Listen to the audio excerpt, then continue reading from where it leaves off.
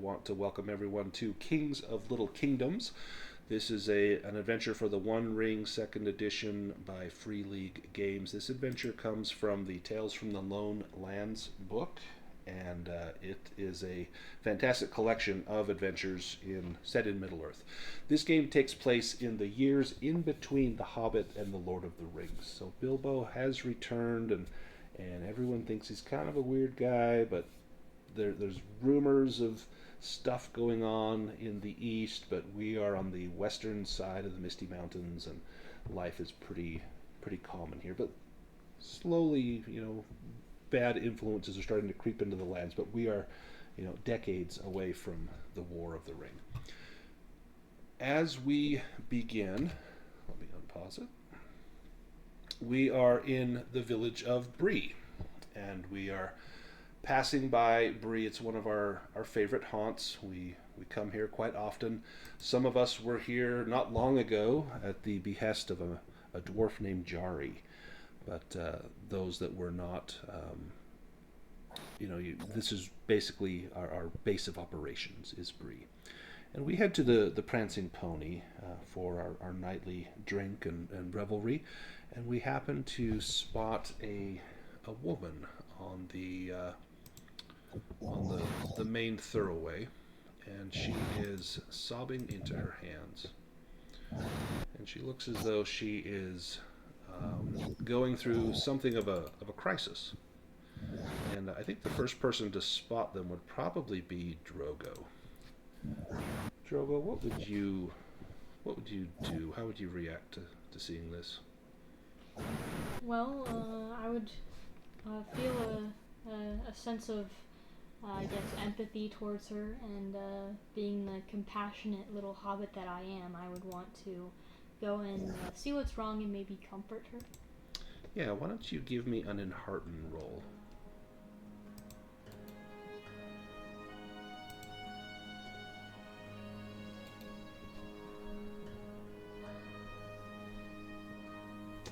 Alright, so your difficulty on that was a 12, and you rolled a 10, which is really good, but not quite enough. So you're trying to comfort this woman. She looks down, and seeing your diminutive shape, Drogo, she begins to sob all the more. And she says, "Oh, my poor Hamfast, what's to be done?" I'm sorry, miss, and I'll maybe pat her on the back. What seems to be the matter? Me son Hamfast, he left home 2 weeks ago, went off into the wild. I know he's in trouble. I just know it. Have you seen me, Hamfast? Hamfast Willow's the name. I'm afraid I haven't. Are you one of them adventurers? Oh, well, I suppose I could be called an adventurer. Well, could you do something for a poor woman? Well, sure. What do you need? And she looks around at the others that are assembled here, and she locks eyes with Blaine. "Sure, and you're the bravest of the bunch, are you no, my good dwarf?" Well, if there's treasure to be found, then I most certainly can be brave. Treasure? Who said anything about treasure? I'm asking you to help find me son, me boy. Well, treasure hunting's my profession, and well, if there's treasure, then they're sure to find me there. Oh, how much will it take? What will you ask of a poor woman? I wouldn't ask anything of you, ma'am. I just simply keep my eyes peeled, and perhaps it will be a second priority for me. Give me a courtesy roll, please. With one penalty die.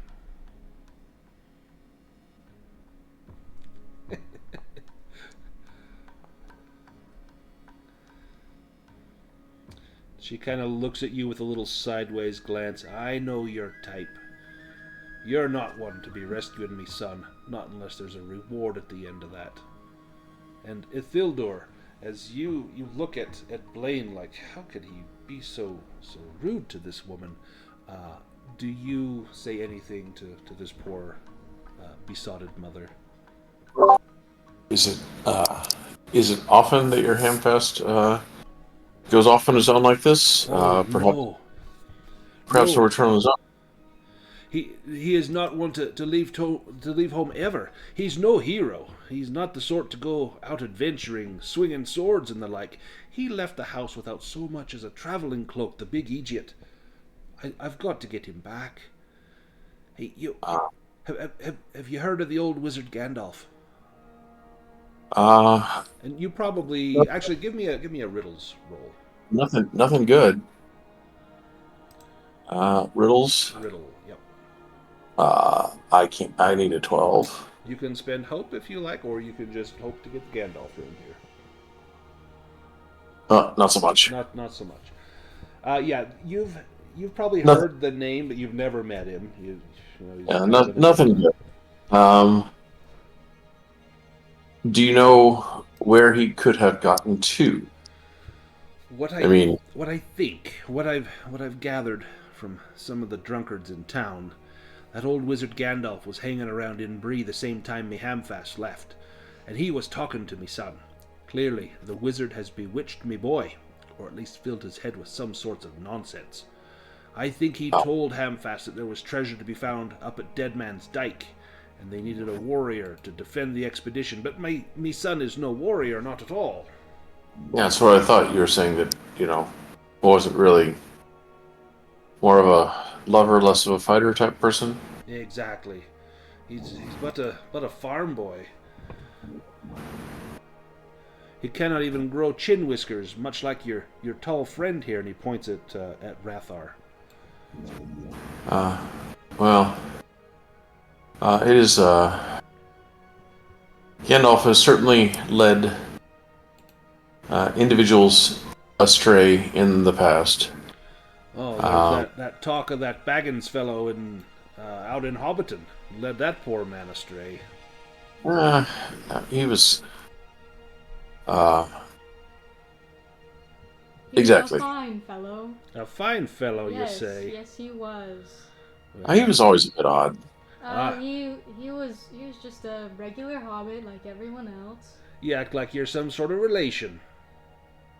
Well, You do share the same last name. I have to say, we are related. Well, I meant no disrespect at all, but all I've heard of him is he's one to go wandering off, not unlike me Ham, and Gandalf was involved with him as well. So you can see where I'm coming from.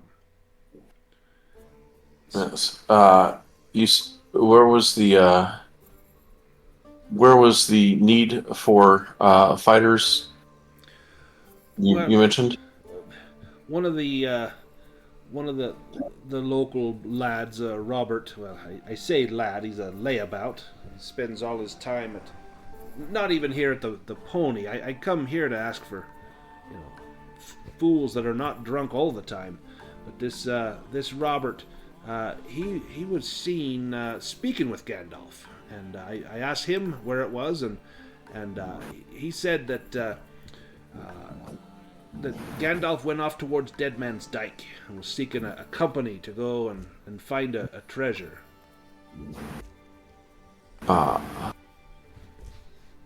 Well,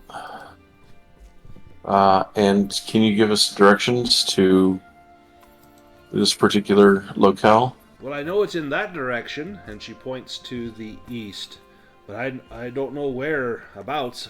I've never left Bree, not in my whole life. That's why it's so unlike me Hamfast to go wandering off. Surely this grim-looking fellow amongst you knows these lands, and she points at Malvagil of the North. You guessed well, and I'm more than happy to help.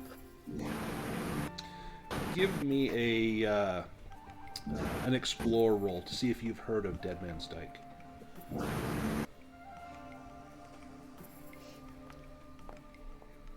I believe Jan and Dean.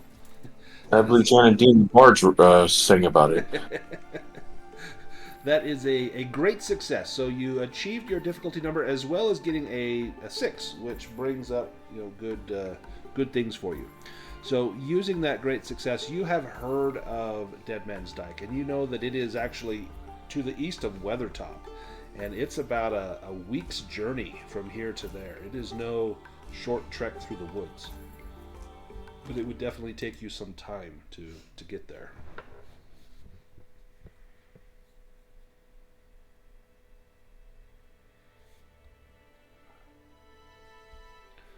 So if you knows where it be, how can you let a wee one be led astray by that wizard? You'll go fetch him for me, won't you? Of course, it is a mighty journey, but we are mighty folk, and this is a noble quest, as you say. If he is well, we will bring him back. Are you suggesting he might not be well? It is a wide world. Many things might have happened. Oh dear, and you see a look of concern cross her face. I'm sure he's fine. Nothing to worry about. Yeah, that's what they said of old Bilbo, till he wandered off. And she kind of Oh my gosh. squints her eyes at you with a little scowl on her face. Rathar, upon hearing all of this talk of boys wandering off and weeks into the woods, what's your reaction to all this? I think it's probably just boys being boys, going off to sow their oats, and have their little adventures. It's farming? But Not literal oats. Give me an insight roll with a bonus die. okay.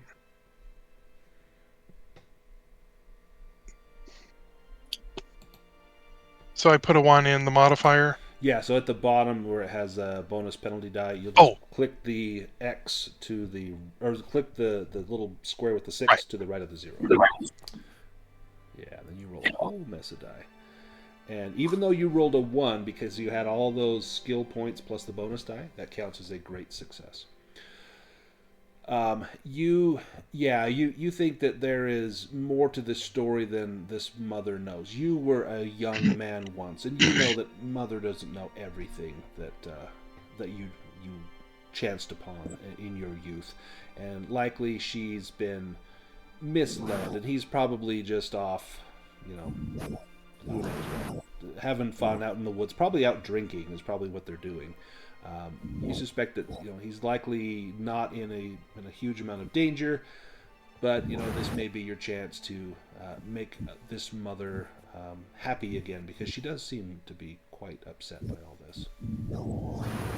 Yes, I do. I do remember my own mother worrying and crying. Probably gave her much cause to worry and cry. Oh yes. Now, you were headed to the Prancing Pony. Do you want to stop in there, or do you head out at once upon this journey? Well, it being evening,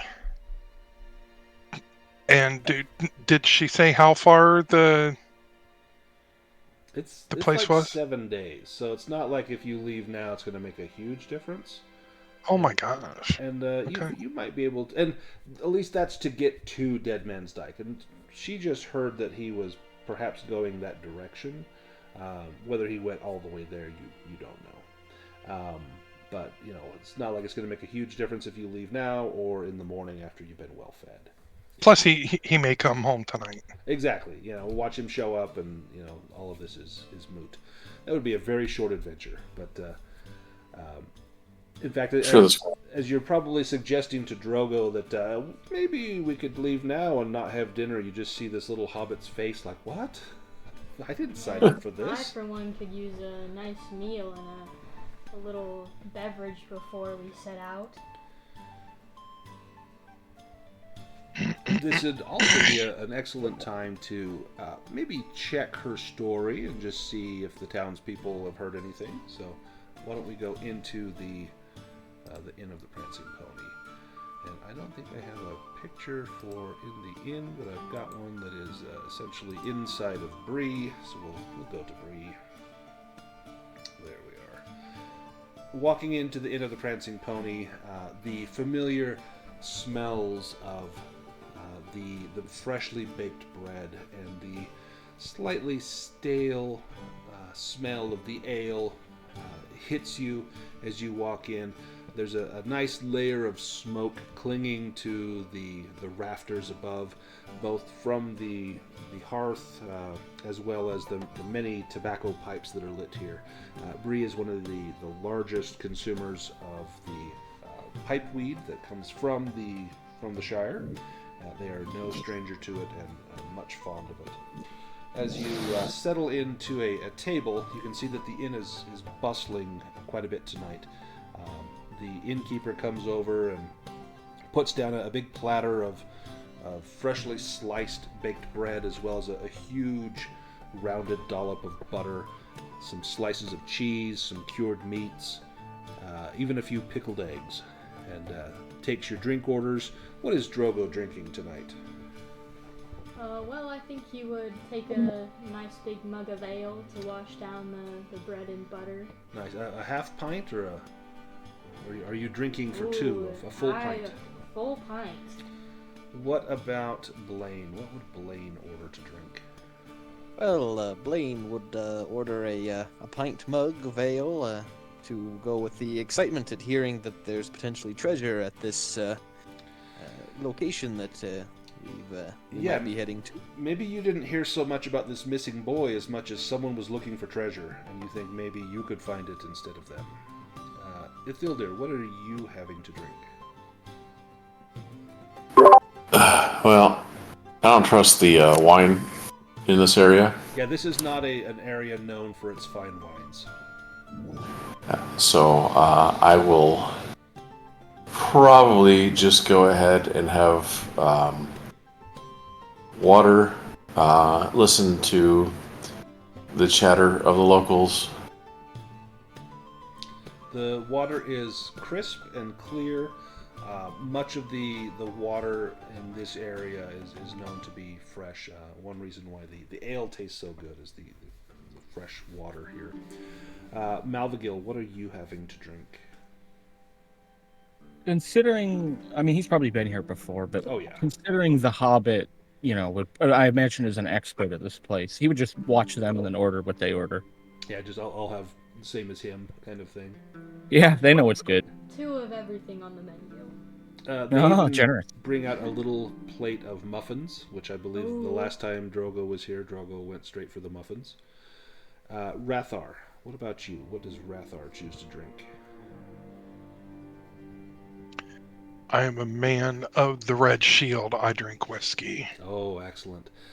They bring out a fine single malt that has been kept in the cellar for quite some time. And you know that this is the sort of stuff that can strip paint off of a fence, as well as the enamel off of your teeth, but nothing soothes as much as this fine fire whiskey that they have here. It's been spiced with not just the barrels that it has been aged in, but there is a special additive that they put in here, and you suspect that it might be a local herb or something. You can't quite place it, and you enjoy not exactly knowing what that little taste is in the back of your throat when you down that whiskey, but you do know that it goes down just wonderfully well. As Ithildir is eavesdropping, just kind of listening into all of the different conversations, give me a roll. This is going to be a riddle roll, and you can add a bonus die to this.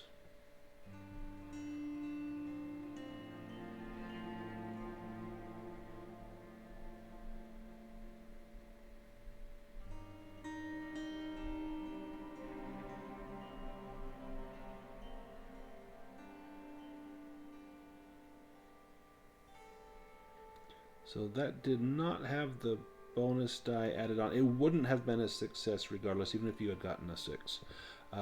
As you listen in, there's a lot of talk about the local happenings in Bree, and much of it is just mundane. You know, did you hear so and so?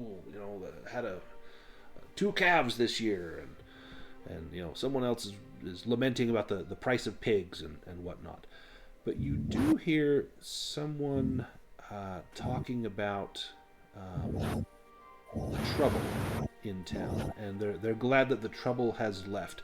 And you hear someone mention, "Yeah, we're glad Gandalf be gone." And then as you try and listen in on that, there's too much commotion from another table where people are laughing and clanking their forks on their little wooden plates.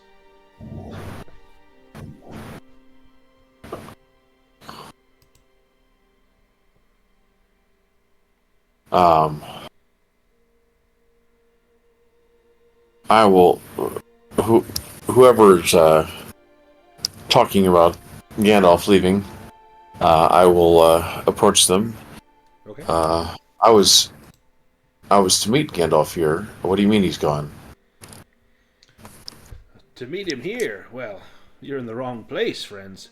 He's been seen over at Lamplighter Inn, that place out near the edge of town. Not as fine as the Prancing Pony. No, you want to find that one? Go to the Lamplighter. That's where he's been hanging out. Well, you just said he was gone. I thought so. He wasn't hanging out here. Oh, not here in the Pony, no, but here in Bree. He's been here. He stirs up trouble, but he's thankfully not been seen for a few days. You can't. Wherever he goes, that crazy blue hat of his, everyone sees it and thinks, "Oh, here comes trouble." Blue hat, silver scarf. He's got a long beard, but it's them eyebrows. They you stares at him like a great caterpillar crawling across his face.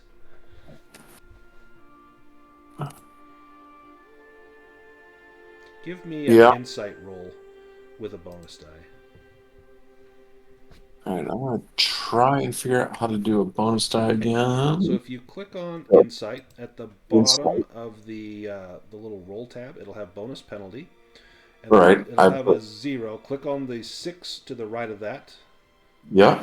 And so now under your roll formula, it should say 2 of the F, the feet die, and then 1 of the S die. It's just below the icon of the dice in the cup. So it should say 2 F and 1 S. It just says 2F. Did you... So at the very bottom, where it has penalty bonus die, did you click on the 6 to the right of the 0?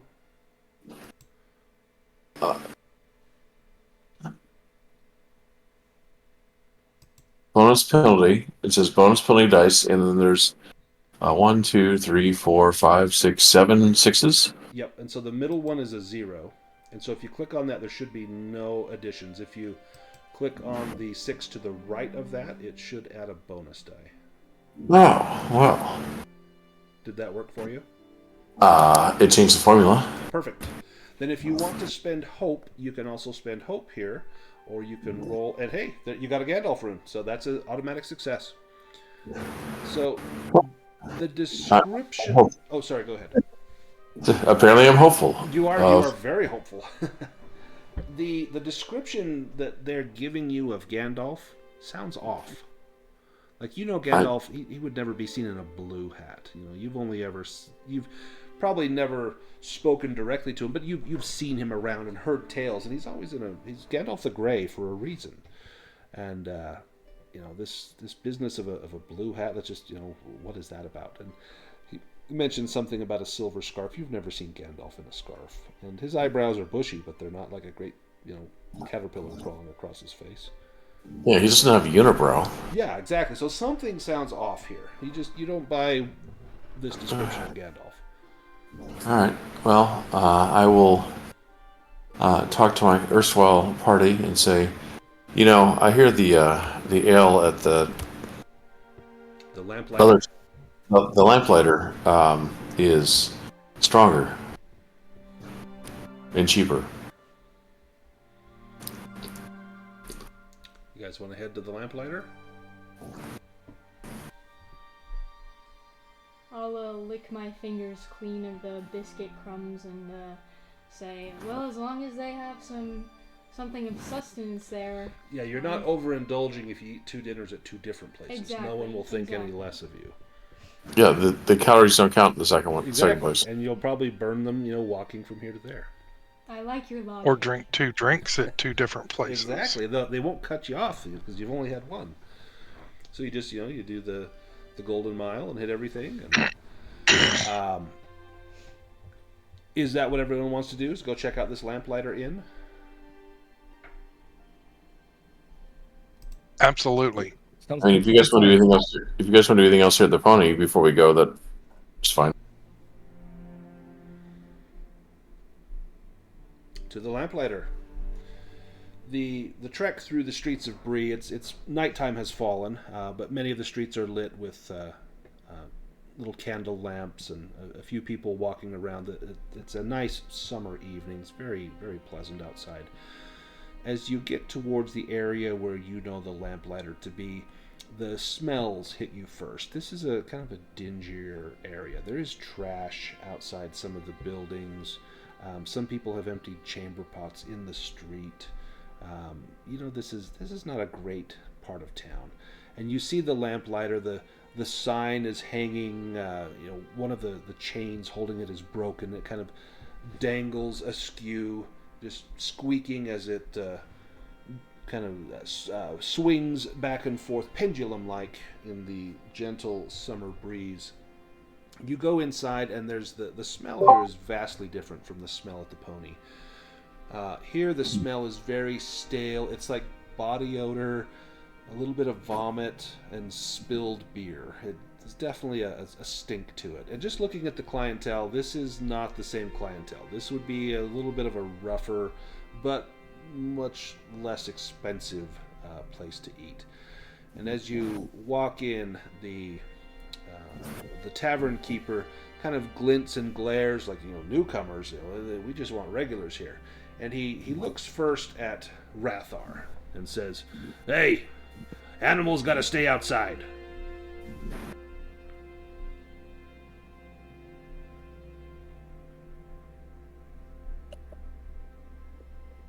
That's rude. Right? Well, how do you respond to that?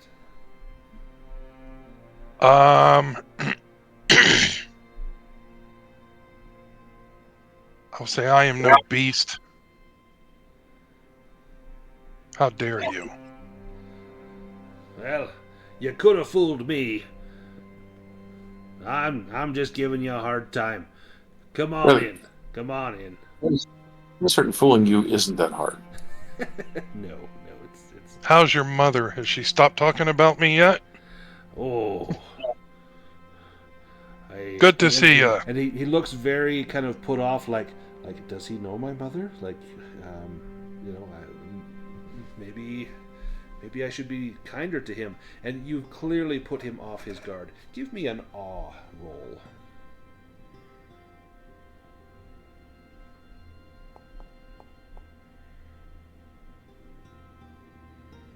So an extraordinary success. So you succeeded, and you got 2 6s, so 2 additional successes. You can use those on your next roll as 2 bonus die. As he looks at you and he looks flustered, what do you drink? I'll tell him, come inside and I'll buy you one of what my drink is. And we'll drink together. He licks his lips, pops right up, and heads inside and goes over to the bar, presses his finger kind of firmly pointing down at the bar and says, "Hey, give me usual." And they bring him out this little crock mug, and it's filled with this foamy bit of ale, and he looks at it and holds it up to the light, takes a sniff, waits for a second one to be poured for you, hands it to you, and you look down and you can see there's grit in this, and a little bit of floaters. You don't know if that is from the ale or from this mug has not been washed in quite some time. But he holds it up to clank mugs with you, waiting expectantly. Do you quaff this with him? Absolutely. All right. We're greasing wheels. Oh yeah, you throw it down, and it. After tasting that fine whiskey, this is like swamp water. It's very sour, very bitter, but it does the trick. This is a little higher alcohol content than than the ale at the Pony. And this definitely hits the back of your throat with a little bit of a, like, am I going to throw up? No, I'm good. And you get it down, and he just wipes his mouth with the back of his hand. Yeah, come here anytime. What brings a big man like you into town? We've heard that Gandalf. Oh, aye, he's been here for a few days, looking for brave, adventurous sorts. You just missed him. Surely he would have taken you with him. Oh, you broke up on me. What was that?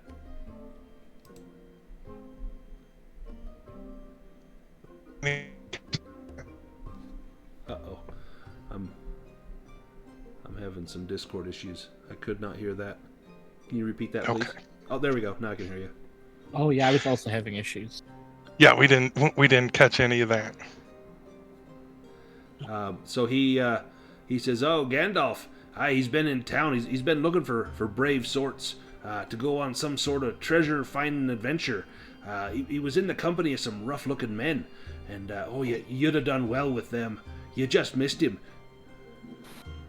And he was in a blue hat and a scarf. Dingy blue hat. This scarf looked like had been passed down from someone's gran, and the breath on that man. Oh, cut through a rotten pony it could.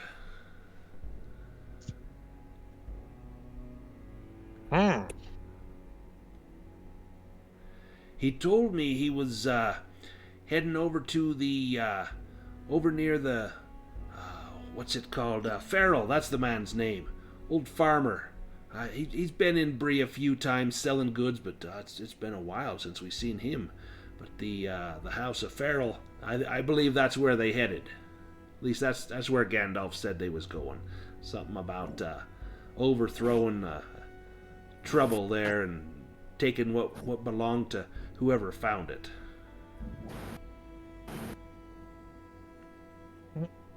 That doesn't sound much like the Gandalf I've heard of. Oh, you should have seen him. He was in his element here. He drank with the best of us. Why, he could throw down more than any of us. And the flatulence on that man, I'll tell you, you don't give him no cheese is what you do. Sounds terrible. Yeah, this definitely does not sound like the Gandalf that maybe you've heard stories of. Well, I will thank him for his time, and I will buy him around. One round, I did a lot of talking there, friend. The back of me throat's a little dry. Well, with this ale, I could probably afford a couple. So. Aye, yeah, it's like copper pieces per mug. Yeah. He throws it down. You probably confer with your friends. It sounds like sure enough, Gandalf was seen here in town, but you and Ithildur now have your doubts as to whether or not this was Gandalf.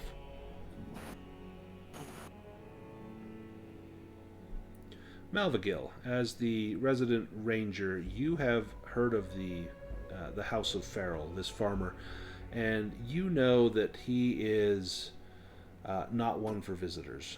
He's not one to take in guests. He's not one to invite people over. Most rangers have given him a wide berth over the last several years. This was not always the case. He was once on friendly terms with the Rangers, but over the last several years that has deteriorated into not open hatred or disdain, but just giving him a berth and staying out of his way. Yeah, it's very interesting.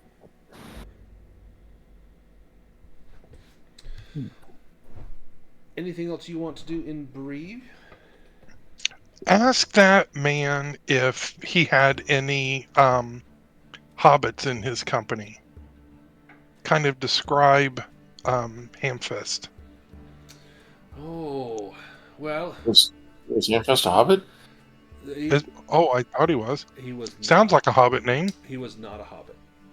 Oh, he was not a but hobbit. he Okay. was young. If you ask about any, and maybe you point over at Drogo, he's like, oh no, but there was a young lad. Couldn't have been more than 13, 14 at least. But he was hanging on that wizard. That wizard made promises, you see, promises I don't expect he can keep. Not to be trusted. No. Is he ever? Nothing but trouble, that Gandalf. You know, the last time he was here, he had them fireworks. He didn't talk nothing of fireworks this time. Oh.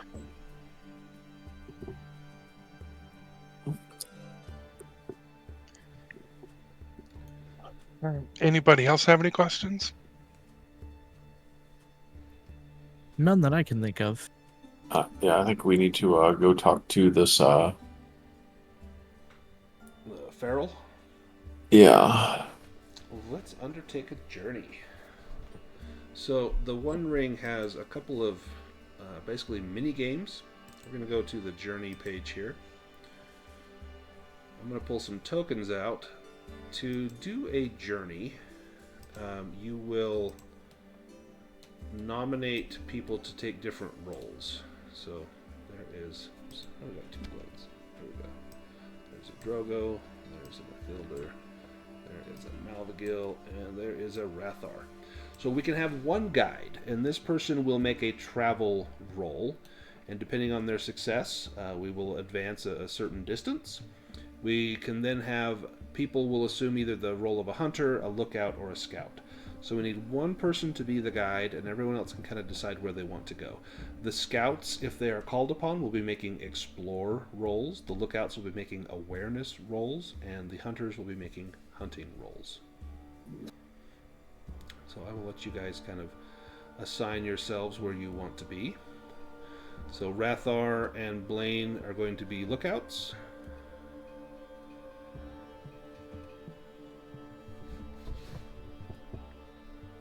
Malvagil's the scout.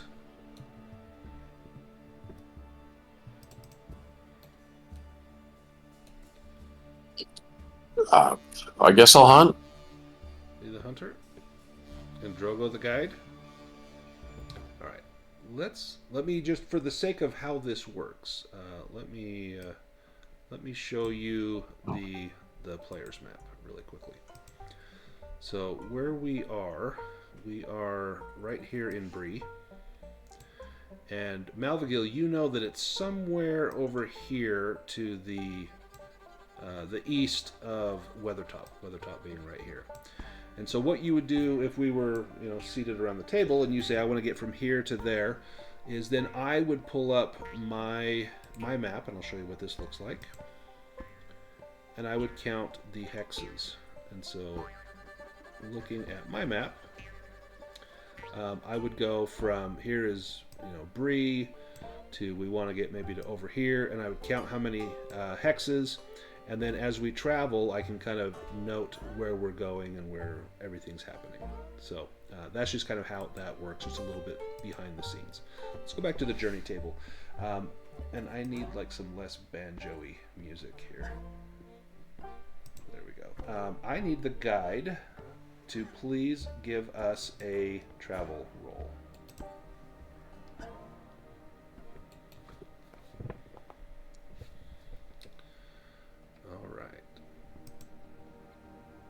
So the guide got a success.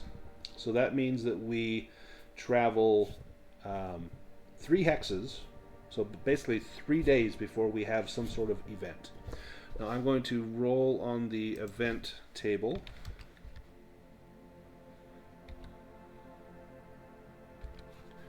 And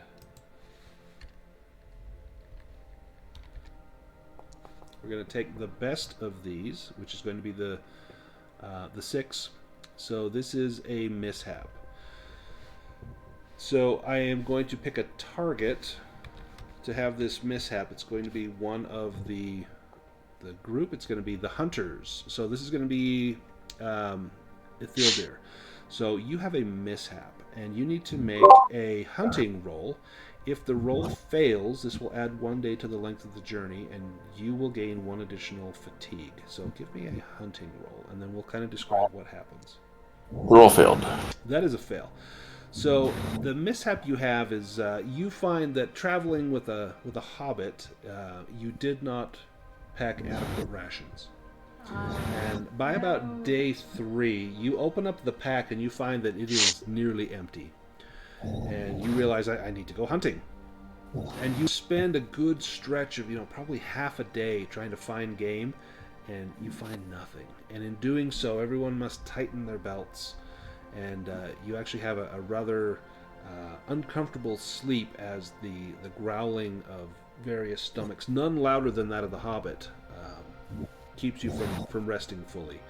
So at the end, we're going to tally up the fatigue points, but everyone's going to have 2 fatigue points, but the hunter, because of the effort that you expended hunting, will suffer an additional one. Sure. And where do I track those? So when we finish the journey, I'll show you where, because you'll have a chance to reduce some. So I'm just kind of tracking these for now, and then we'll finish the journey here. Oh, sorry, go ahead. These are trackers like party fatigue. Right, so everyone, then everyone will get assigned that fatigue once we're all done. Let me have our guide make another travel roll.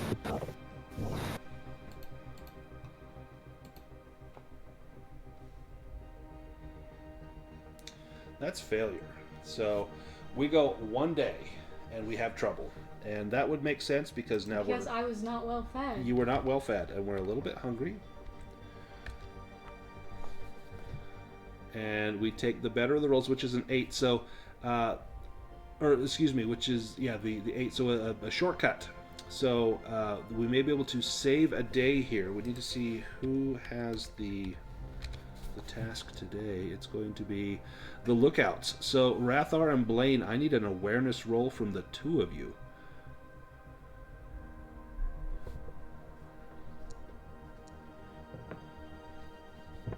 Hey, meet your beats. Yeah, Rathar got it, and Blaine did not. So, Rathar, as you are out walking, and Drogo is the guide, you think you know a better way. You suspect Drogo is taking you over to a grove of apple trees where he may go and get some apples. You're like, we don't have time for this, and you point out a path that may be a little easier to traverse. And Blaine, you disagree with this. You think, no, this is not something, we don't need to go this way. But because at least one of you got a success, you find that the shortcut does reduce your journey by a day. So now we need to do 1 more roll from our guide. And everyone will gain 1 fatigue from this stretch here. So this is another travel roll. And another day. Let's find out what the event is here. It's going to be another shortcut. And so after having seen this first shortcut, Drogo thinks maybe we can go this other way. And you ask one of your companions, you ask the lookouts again, can you find me another one? And I need another awareness roll from Rathar and Blaine. I need at least 1 success here. Ooh. Okay, so Rathar is coming in hot again. So thank goodness for Rathar. You managed to find that shortcut. This will be the last stretch of the journey. So that's 1 more fatigue point. If I can have our faithful hobbit make 1 more travel roll.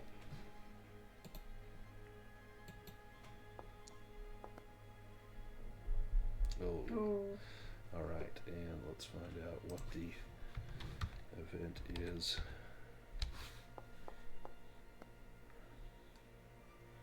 Oh, it's going to be it's going to be the Gandalf rune. This is going to be a joyful sight.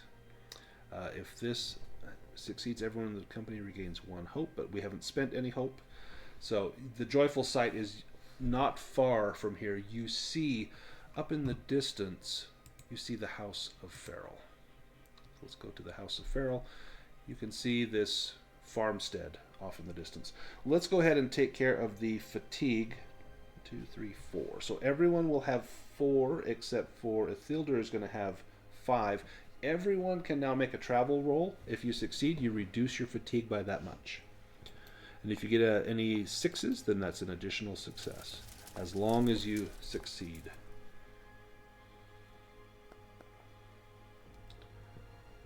Where do we find this at? So Blaine got a success. Got a great success. Let me get everyone's travel roll, and then we will do that for you. So Blaine is going to reduce his fatigue by 2. Who am I missing? I need... Oh, travel. Okay. Does that go into our endurance? And Rathar got a single success. So if you open up your character sheet, at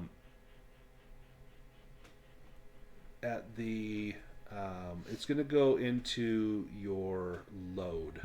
So next to load, there's a small box that says fatigue, and that's where this will go. So Rathar, you're going to take 3. Blaine will take 2.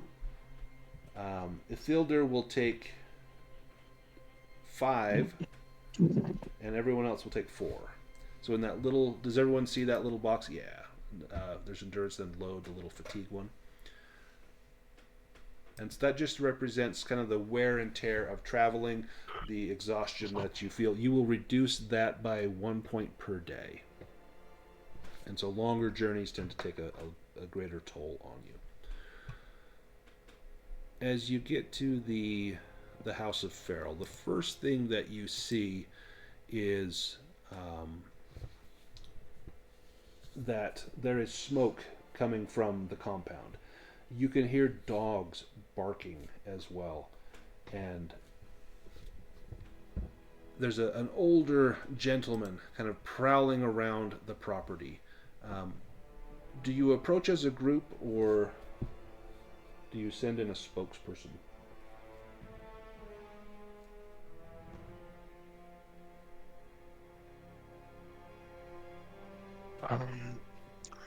What score or what skill would be the best? So courtesy is probably going to be one of the best rolls here. Oh dear. I have nothing in courtesy. I'm pretty good in courtesy. I could go talk to him. Drogo, you go up to this man, and as you get closer, you can just see that he is just yelling at his dogs.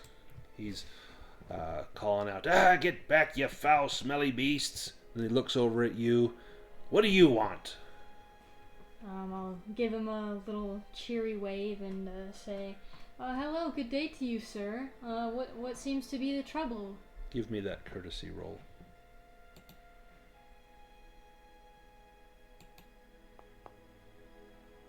Oh my. Okay, an extraordinary success. He looks at you and he kind of scratches his head. "Hey, we don't see your kind here often. Where you coming from, little one?" Oh, well, I come from the Shire. You see, I'm a noble hobbit and an adventurer. Yeah. Well, we've no need of adventurers here, but I will take news of the Shire. You can come in if you like. And he kind of snorts and spits on the ground and turns and heads towards his house. I do come with a traveling party. Would we all be welcome here? Traveling party? How many 6s did you roll? You got an extraordinary success. I think you had 2 6s. So if I click on your... Yeah, you got 2 6... With 2 6s, he looks at you and says, "I suppose you all are hungry." Oh, yes, more than you know. How many of you be there?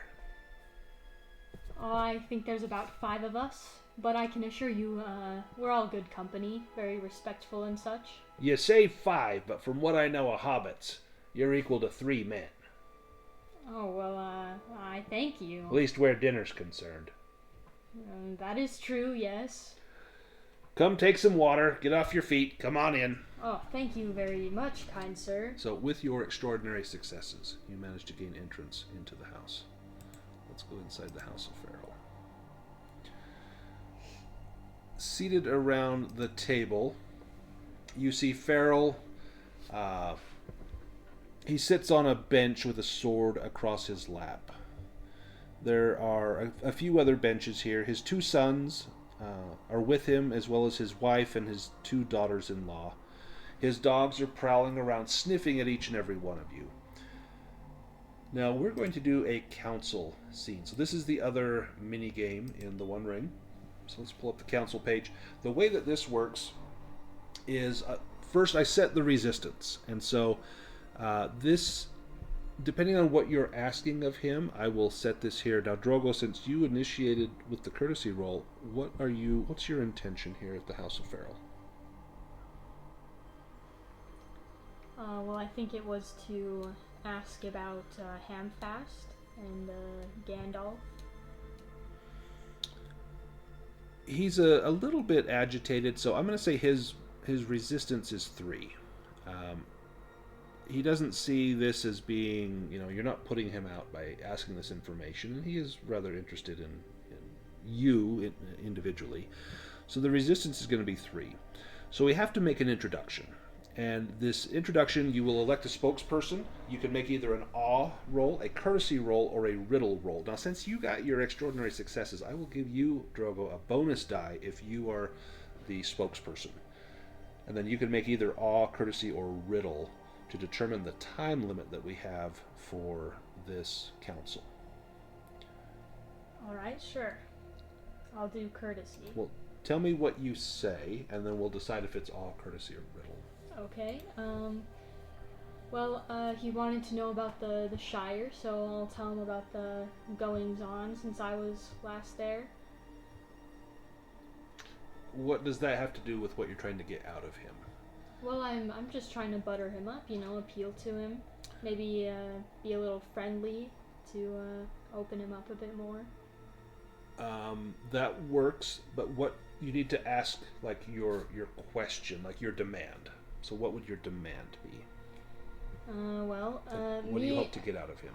Me and my traveling companions here are searching for a young boy by the name of Hamfast. He was last seen, I suppose, traveling with Gandalf, the wizard. Would you happen to know anything about his whereabouts or where he was headed?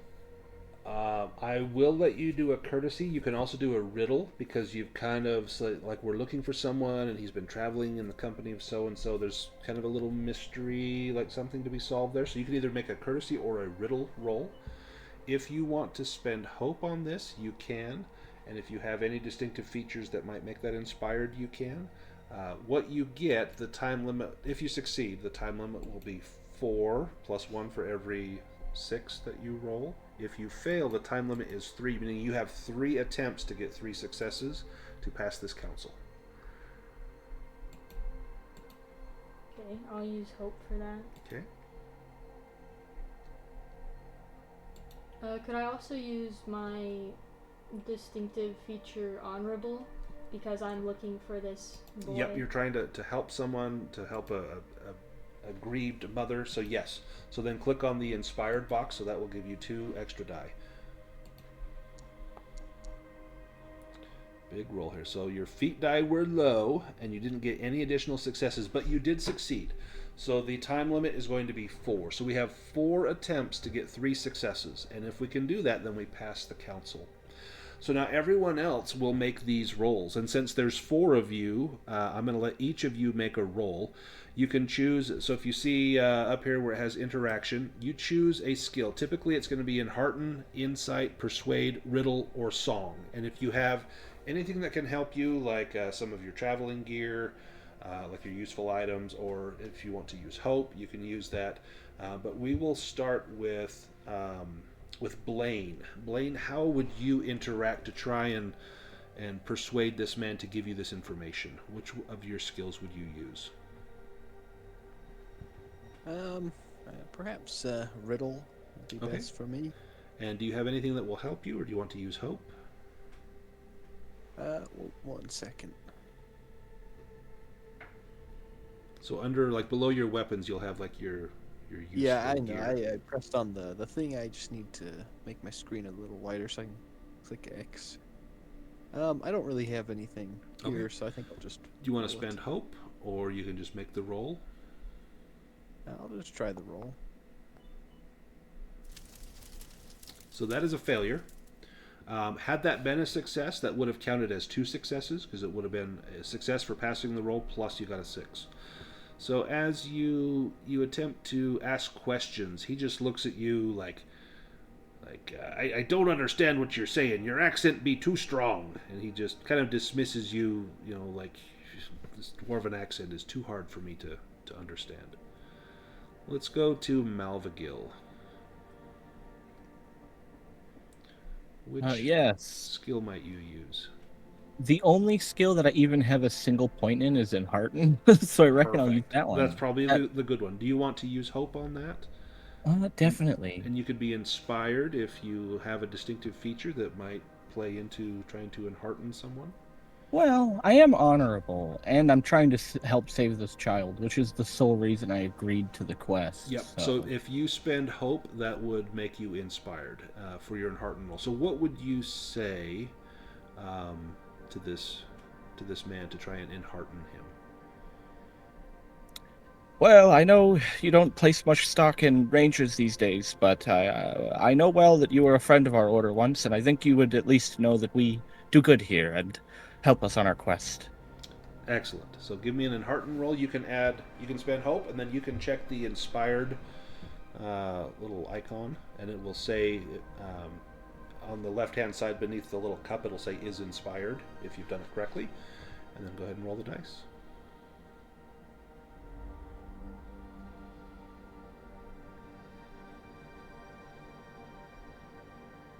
All right, I don't think I've done it correctly. What am I trying to do with inspired again? So when you Oh, there we go. Hope point bonus die. I see. so you'll click on hope, and then to the right of hope, it'll have a little kind of grayed Right. out, and it'll say inspired. If you click on that, it'll turn black, and that will add the hope to that, Beautiful. All right. or that will add the extra die. Is there anything else I have to do with spending that hope? Nope. Like a bonus? Okay, good. It'll do it automatically. It'll deduct it automatically for you. So a great success. So you succeeded and you got a 6. So that counts as 2 successes. So we need to get one more, and we've got 2 attempts. So he listens intently, and as you speak to him of his prior relationships with the Rangers, he softens a little bit and says, maybe I've been a bit harsh, but out here in the wilds, times are hard. People see me farm, and they want to takes it. We've been having issues with bandits. Just last night, we were beset by bandits. We fought them off, me and me sons. And you look over at his boys, and one of them just looks traumatized. He's just kind of pale, and his eyes are wide, and the other one looks a little stern. You can tell which one, had the fight in him, and which one had the fight taken out of him.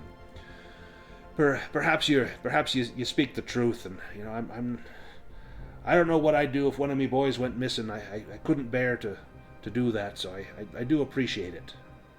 Let's go to Rathar. You need to make an attempt in Hearten, Insight, Persuade, Riddle, or Song. And if you want to spend hope and be inspired, you can tell me how you do that. Rathar is going to use his insight, Okay. and I'm going to use a hope point, and I'm going to use my folklore because I kind of understand his kind of outsider, don't tread on me, Yeah. that type of mentality, because every town and community has at least one of his type, Oh, and to absolutely. try to appeal to that side of him. Yeah, so go ahead and you can So, select hope and then select inspired. all right. We just need one success. And okay, so you got it. So we got a great success. That's actually 4 successes. We've got one more attempt. The more successes we get, kind of the better our result will be. So you recognize that this man is firm because he has to be, being out here on the edge of the wilderness, and you you take that into account as you listen to his speech, and you understand where he's coming from, if he's gruff at all. Let's go to Ithildir. So you will go last. You've got Enhearten, Insight, Persuade, Riddle, or Song.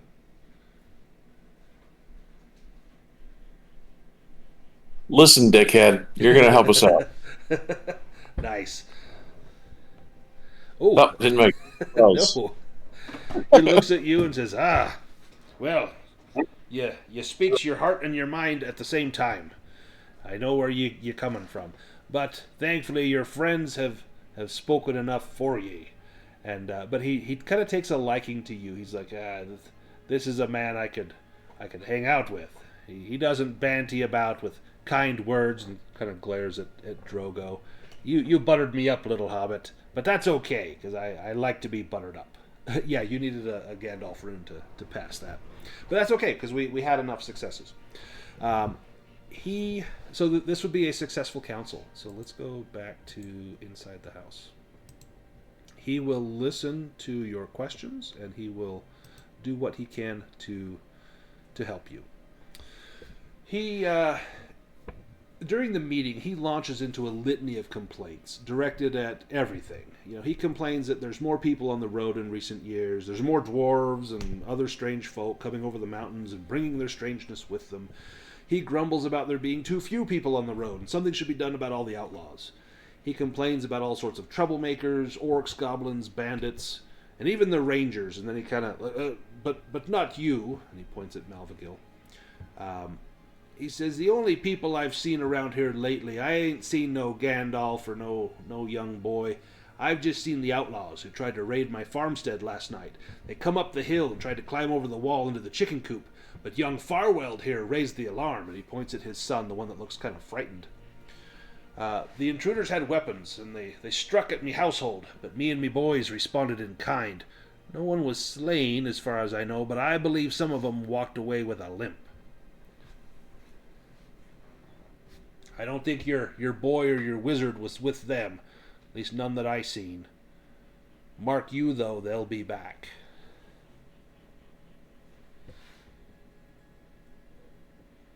Let me have Rathar. Give me an insight roll.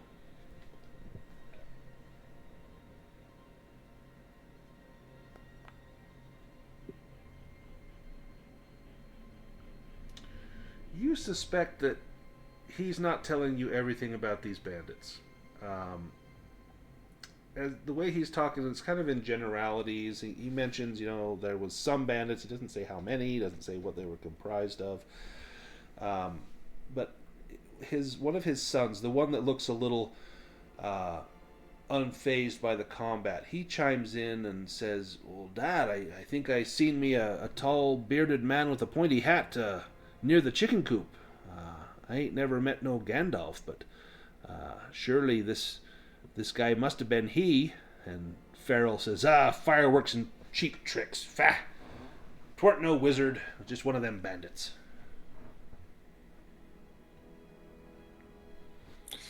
But Gandalf isn't a conjurer of cheap tricks. No, he is indeed not. Let me have Ithildur give me a lore roll.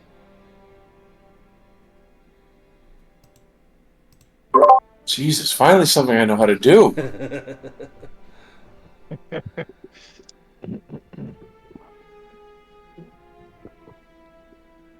Oh.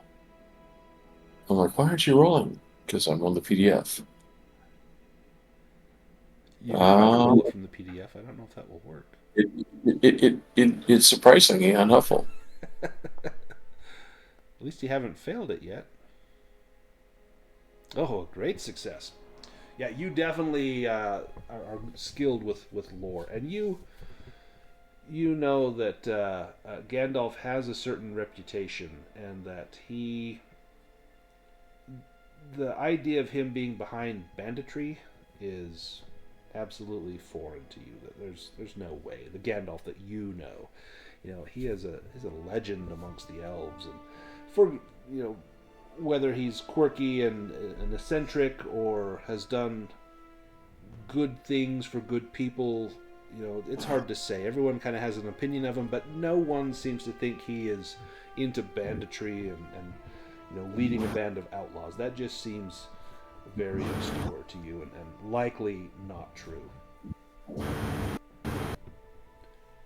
I agree. Let me have Malvagil give me a scan roll.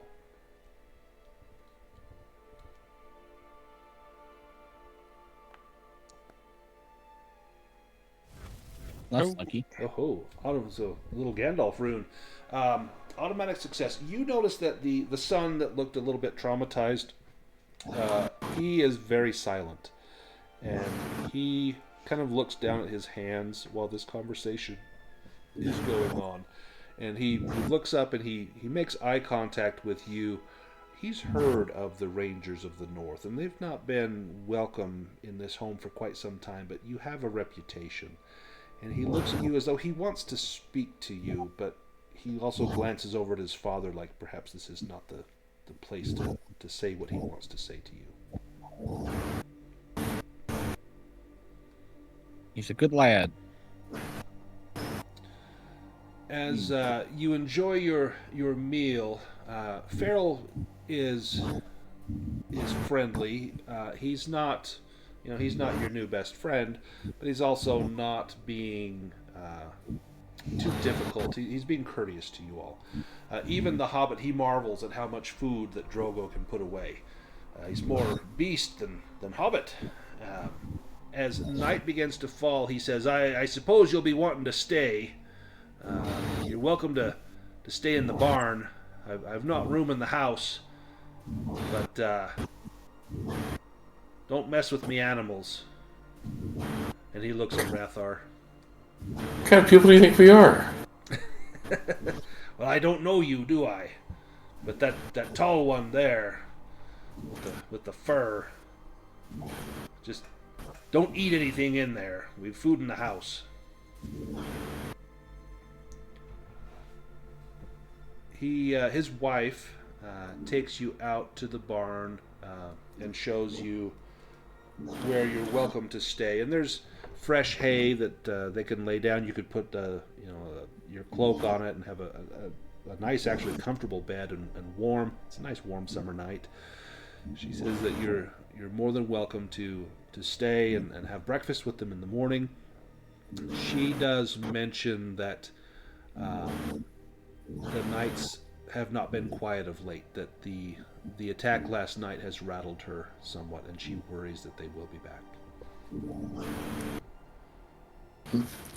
Perhaps in the morning, if they don't show themselves, we can track to see where they went.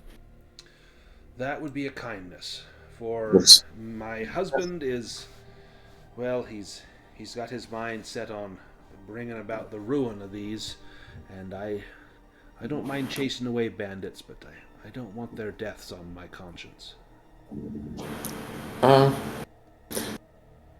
The life of a bandit is short-lived. Their death was assured the minute they chose that particular lifestyle.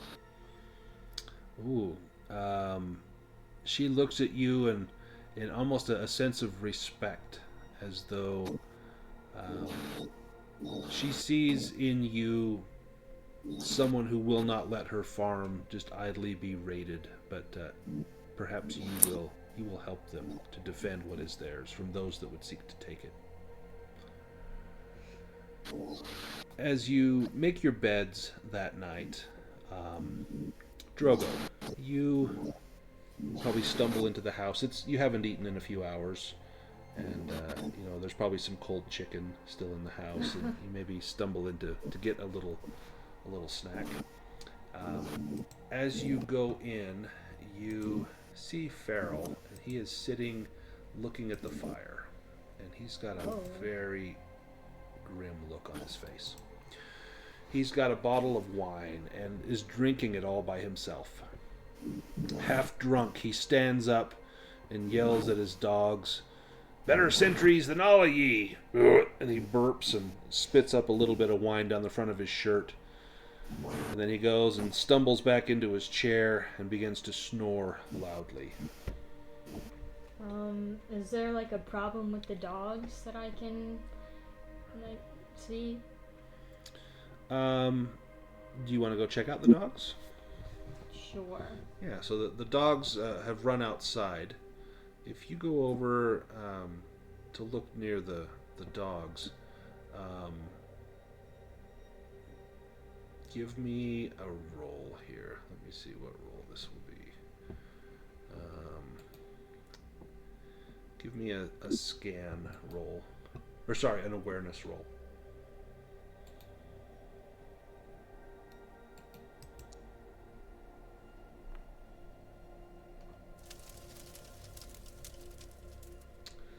You hear a sound, and the dogs go over to investigate. It's over near near the wall, and when you get over there, you see that the dogs are looks like they're chewing on something. You see them gulping down something that they found on the ground just over near the wall. Can I try to see what they have? Yeah, you're going to have to probably wrestle it out of the dog's mouth. They definitely don't seem like they want to. If I give take it like up. a piece of that chicken and give it to them, will they like exchange the chicken for it? Yeah, that's going to be a riddle roll as you're trying to trick them into taking this and dropping whatever they have. And you can add a bonus die because of the chicken. I like that.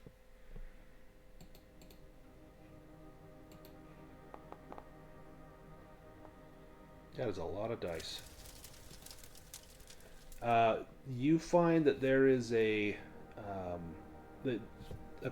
piece of raw meat.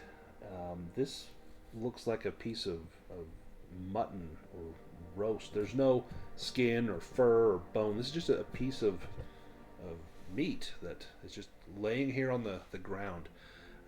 As you look at it, it's got a funny smell to it. Something doesn't seem right. If you want to give me a healing roll, you might get some more information. Can I use hope for that? You can.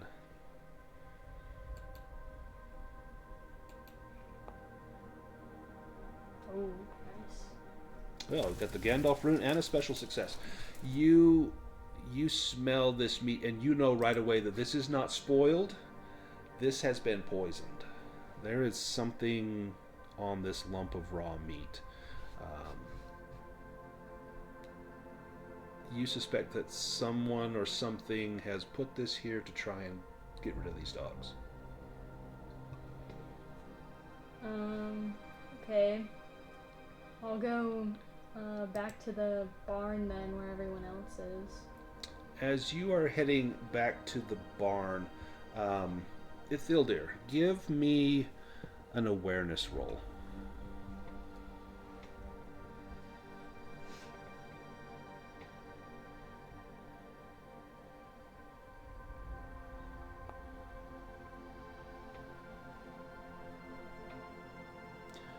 I'm asleep. We've gamed with you before. We're used to this. There's your elf senses are tingling. There's something nearby. Perhaps it's a distant sound on the cold north wind. There is something is out there in the darkness. You're not sure what it is. Your elf eyes can't see it. You can't be certain that you heard it correctly, but you are on edge, on alert. Something is not right in this area. Not necessarily in the farm compound, but something out there in the wild nearby has alerted you to its presence. Yeah. I'm not gonna bother my companions with vagaries, so Yeah, 'cause I'll it's superstition for all you know. yeah, I'll keep my eyes and ears open, except for when I'm sleeping, like now. But I will try to be a little more alert. Malvagil, you go out for a pee, and you see that there are two figures standing over near a grove of trees inside the compound, kind of near one of the edges of the compound. They look to be speaking to one another. You can hear voices, but you can't quite hear the words. Did you approach them? I mean, that's a good question. I don't know if that's very wise, but I think Malvigo probably would. They're not like being super stealthy or anything. No. Do you want to approach stealthily? If you know want what? I to. think he probably would. Yeah. I mean, you got to know what they're up to. Yeah, give me a stealth roll as you approach. And you can add a bonus die because it is nighttime and you are a ranger. I didn't even have the bonus die. Didn't even need it. All right. You succeed. As you get closer, you recognize that this is the two sons. This is Farweld and Farrell the Younger. And they seem to be nervous. One of them is mentioning about... I don't think we can protect the farmstead once that lot in the barn leave. We're going to be overrun. And the younger son says, well, it's got to be that giant I saw last night. I think it signifies approaching danger. And the older brother says, oh, it's just a fool in his dreams. You've got to grow up sometime, Farweld. And then as you get closer, do you make your presence known? Yeah, I think pretty quick. Once I hear that that's pretty innocuous. The older son, Farrell the Younger, says, oh, Ranger, perhaps you can help us. What are we to do about our father? He's stubborn. The world is becoming darker and more dangerous with each passing year, and the old man will not change. How long should a son wait for his father to see sense? You ask a good question, and you are wise to see that it's not practical to isolate yourself from the world, particularly in these dark times. It's very complex. He's a very stubborn man. We can see, and you know well that my order is, not as welcome around here as he used to be. So I know he's stubborn, but he welcomed us into his home, didn't he? I think you guys might be wearing on him. I think you're doing the right thing in argue with him. Although, yes, if you're being attacked potentially nightly, it may be too late. Well, that's what we fear. There's a man. No, I've said too much. Thank you for your counsel. Thank you for talking sense into me. Sometimes out here we're all alone and we forget that there are still good people about. I can see you want to do the right thing, and I think maybe you have more to tell me. I think that would be the right thing to do. I was awake, in fact, tonight to see you two because I was hoping to protect you from any invasion.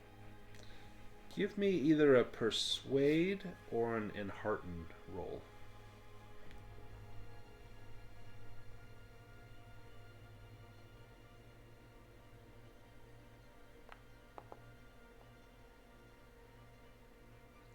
Oh dear. Oh dear.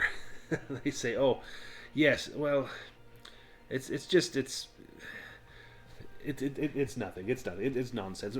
My brother's been having this strange vision of some giant coming towards us. I think it's just the stress of having an overbearing father, and it is nothing to disturb yourself with. I appreciate the sentiment. It could well be nothing. I mean, dreams manifest in inexplicable ways, but could it not be a symbol of some sort? It's worth thinking about. Well, it could well be a symbol. And brother, tell us again about this dream. And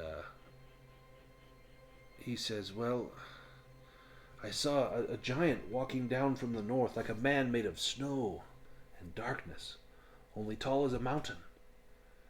Surely it could be nothing other than my imaginings, but it was very vivid. Yes, it sounds bizarre, and the timing is suspicious. I would suggest, if you're not willing to, maybe give me permission to speak about this with my companions. Some of them are quite wise indeed. Oh, yes, of course, please.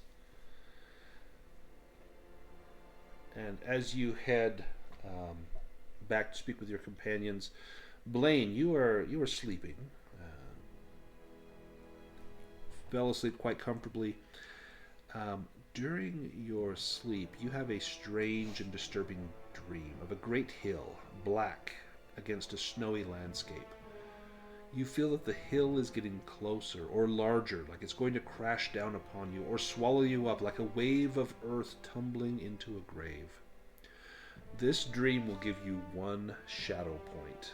If you click on your character sheet, down at the bottom, or it's kind of the middle where you have endurance, load, hope, and shadow, yep, perfect. Add that one shadow point. As you have this rather disturbing dream. You awaken with a start just as Drogo comes in, holding this piece of meat. Drogo, what do you do? Well, I'll approach him and tell him about what I saw, and I'll say I think Farrell might be poisoning his dogs. You know, he doesn't seem to like them very much, and then I find this poisoned meat over here. What do you think of it? Well, I wouldn't doubt it. Strange man. Any man who doesn't understand a dwarf is a strange man to me, and you little hobbit better keep your eyes on the prize here. We're but a few days away from a potential steal here. Oh, right. Only thinking of the treasure. Rathar, as you hear the hobbit come in, you rouse yourself and you step out, maybe look up at the house. You can see that there are no lights on in the farmhouse. However, give me a scan roll as something catches your eye.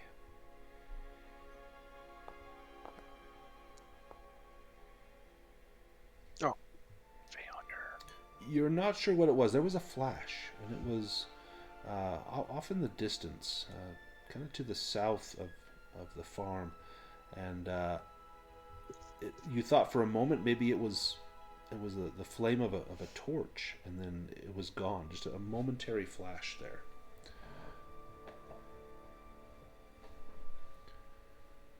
A few moments later, you can hear a sound outside the farmhouse.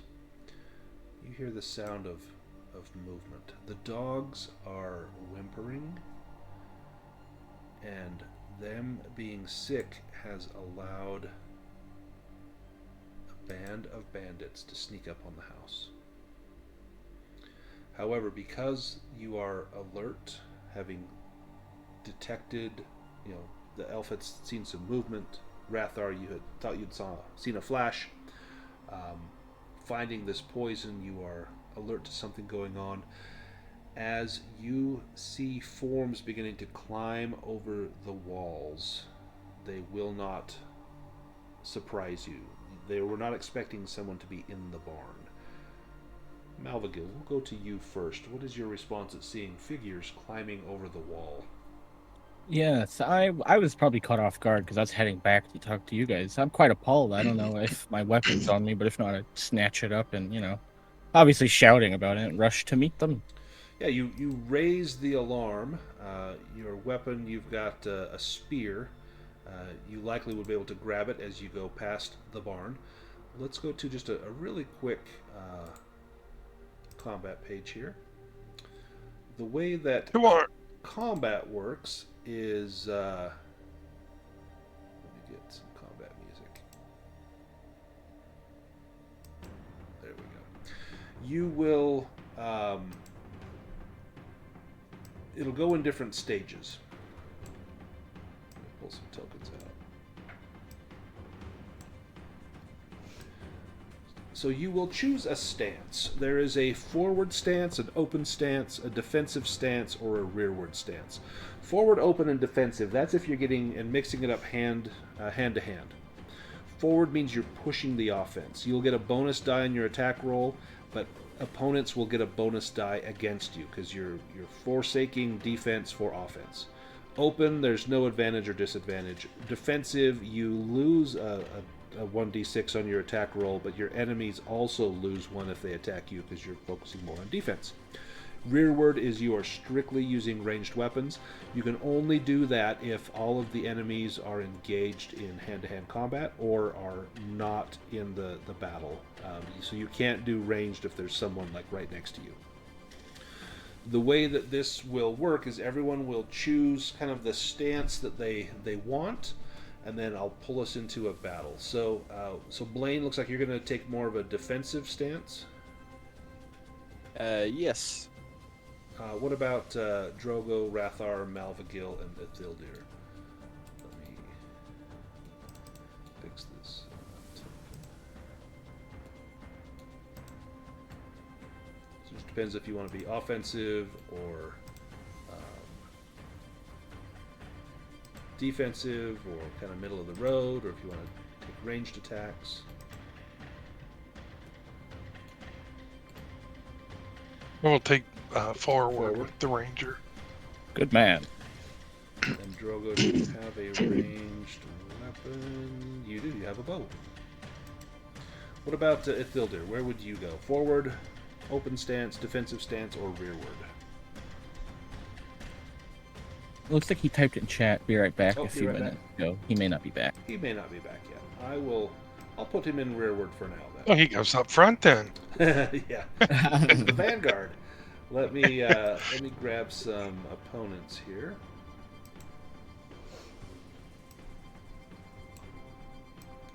And this is all basically theater of the mind. Let me get some opponents. Okay. Oh, I didn't know there was that many. Yeah, yeah, you're gonna go to open. How do I get out of the barn? The way that you start is with what's called an opening volley, and so everyone with a ranged weapon gets a chance to attack. Let me pull these guys into combat. So we will do our volley first to begin, and so Malvagil, we will start with you, and you can select. You can target one of the enemies, and then you can make a ranged attack if you have a ranged weapon. You have a spear. You can throw it. If you do, then you will not have a handheld weapon. Yeah, I definitely would not do that. I would probably hold on to it as well. Rathar, you could throw your dagger, or you could throw your spear, or you could wait until it gets hand to hand.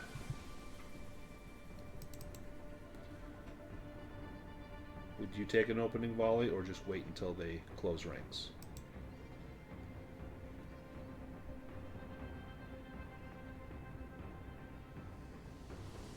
Blaine, what would you choose? Well, In fact, I think don't you have just a have a range- sword. Yeah, you don't have a ranged weapon. could I pick up like a rock or something and throw it at them? Yes, you can pick up a rock. That's going to be your brawling skill. So you can click on the brawling skill. Just target an enemy. Well, I'll target the lead bandit, and as I'm getting into my combat stance, I'll hurl a rock at him. And that is a failure. Drogo, you have a bow. If you want to target an enemy, you can use your bow.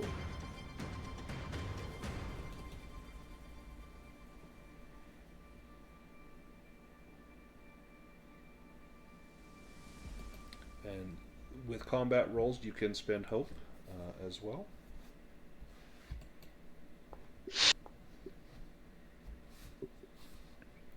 Your bow shot misses, and lastly is Ithildir. You can target an enemy, and then you can use your bow. I think you've got a bow. Yes, you do.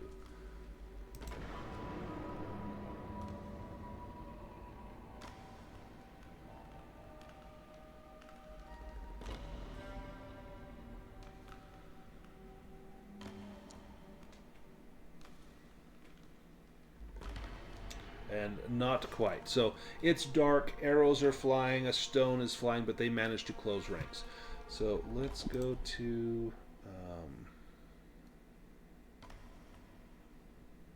let's choose stances. So we've got a forward stance. Blaine is defensive stance, and then rearward for 2. So we will go to Malvagil first. So you may... I'm going to bring this guy forward as they come to engage.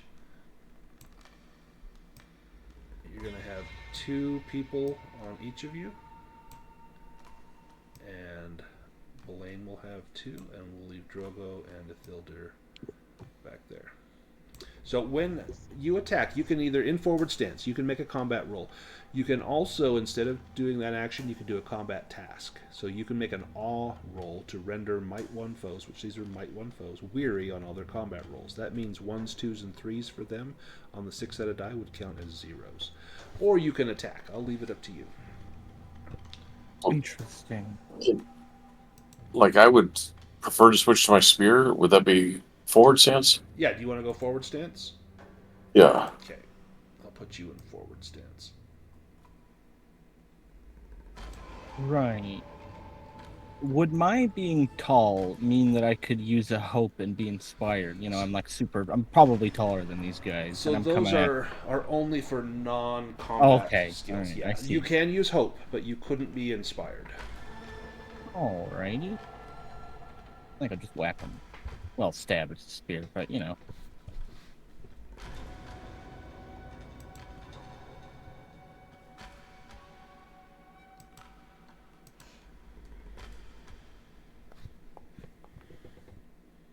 Oh, nice. So an extraordinary success. So now it should give you some options here. Did it pull up Yeah. another screen?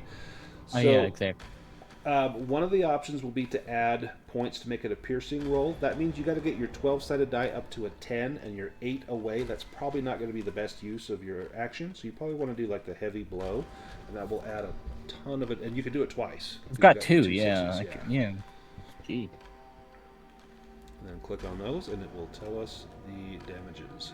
Yeah, if this wasn't the first one, I'd be more likely to use fend off, but like this is a perfect for the first move of combat. Oh, yeah. So 23 points of damage, and you were targeting the one right in front of you. Yeah. So this guy had 8 hit points, so he is deleted. So tell me how you take out this outlaw with your spear. Yeah, I'm kind of coming up to meet them, but they're charging at us, so I think Right. I just, like, do the good old pike, just hold it Nice. right out in front of me, and he runs onto it. Yeah, it just skewers 4. himself on this pike, just completely impales him. And he lets out a gasp as he can't believe how quickly you destroyed him. Rathar, you are up next. All right, I'm going to attack with my spear. My short spear.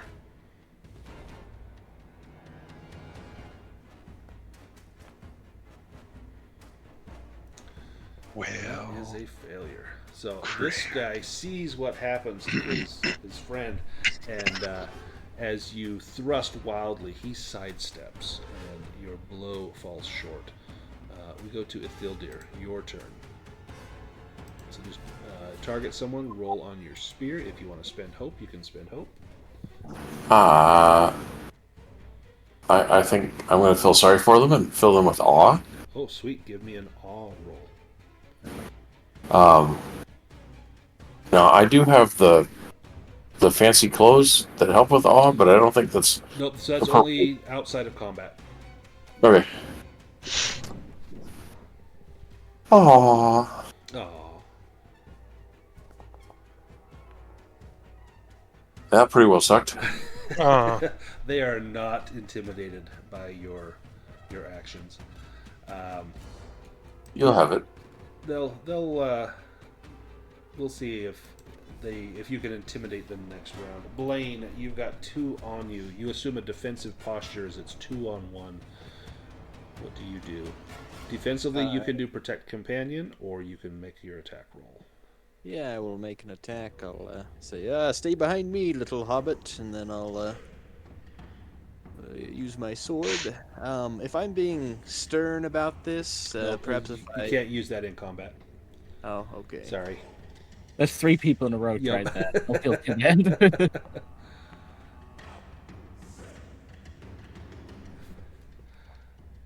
All right.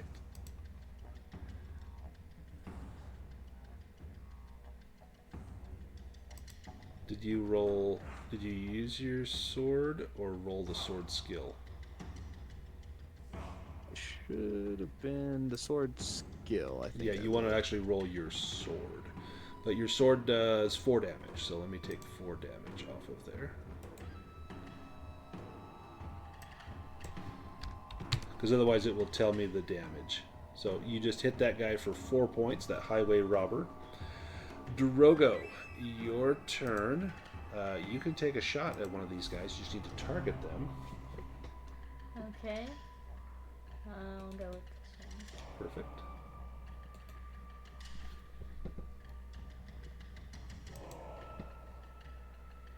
And I can use hope on. You can use this, hope, right? yep.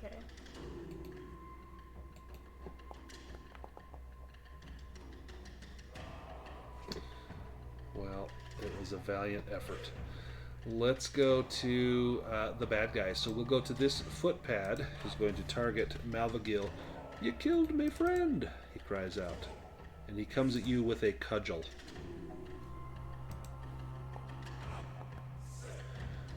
Ooh, ooh. Okay, so he cannot pierce with a cudgel, so this is going to be heavy blows. Very impressive strike. So 7 damage to Malvagil. So I'll go ahead and take that off of your endurance.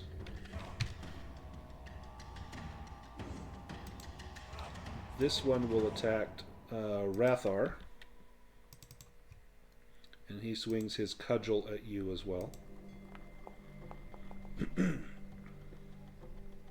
And that's a fail. This one will attack Thildir. And this guy has a spear. This is a little higher than average. So a Gandalf rune for bad guys is like the Eye of Sauron for us. So that Gandalf rune counted as a 0 for him. But he rolled enough of the other dice to deal a heavy blow, and that's 9 damage to Thildir. I will take that off of your willpower. If we can get a piercing roll, I will show you how that is the most effective combat technique.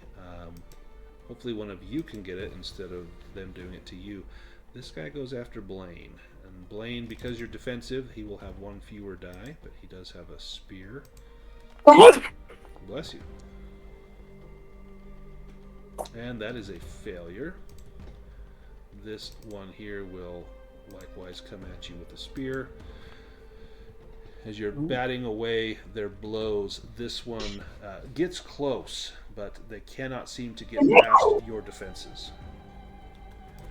We will go back to the top of the round. Does anyone want to change stances for round 2? Nope. No. Okay, Malvagil, you're up first.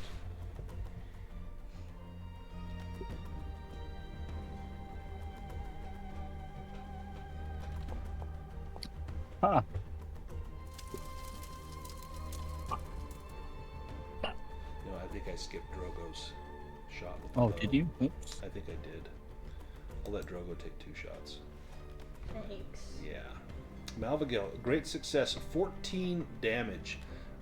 This guy has 8 hit points, so how do you kill this guy? Well, he just said you killed my friend, so I'll just say I'll kill you too, and then I kill him. Just same deal. It's a spear. Just absolutely brutal on these guys. In fact, Drogo's probably puking in the corner, seeing all this blood and entrails. Rathar, you are up next. Okay, I'm going to target him. And going to try... Okay. And try to hit this time. Extraordinary. Yes. So you. Oh, I want to do piercing. So you're attacking with a Short short spear. spear. So spears, if you click on the piercing, it'll add +3. So your 12-sided die was a 5. So if you do one of those successes for a pierce, that'll make it an 8. If you do them both for a pierce, it'll be a piercing blow. Did you do them both for a piercing blow? Oh, no, I just did the one. I yeah, just so did one. so That's if okay. they were both a piercing or both there, we'll assume that it was. So then this guy has to make a protection roll. So had you done that correctly, he will make a protection roll. I will roll his armor, and your. Let me roll this first, and then I'll show you the math.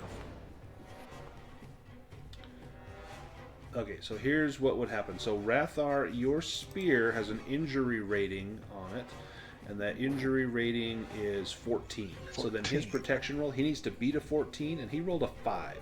So that would give him a wound, and that wound would take him out immediately. So how do you just literally spear this guy to death in an instant? So this is a killing blow. How do you deliver this? I stab at him like I'm using a shovel, Oh, and when I feel it bite, I just pull up oh. and just lift him off of the ground and let him slide. And as he slides down the spear, he's grasping at it, trying to push himself off, but gravity is pulling him deeper into the spear. And you feel it hit his spine, and then the blade kind of diverts to the right, and then he slides on through as it pierces through the skin and clothing of his back. Absolutely brutal. Don't steal. Yeah, don't steal from the farmer. Ithildir. You want to intimidate him or intimidate him with your spear? I think I'll go spearfishing. So if I use 1 point of hope, what happens? So you will get an extra 1d6. All right. So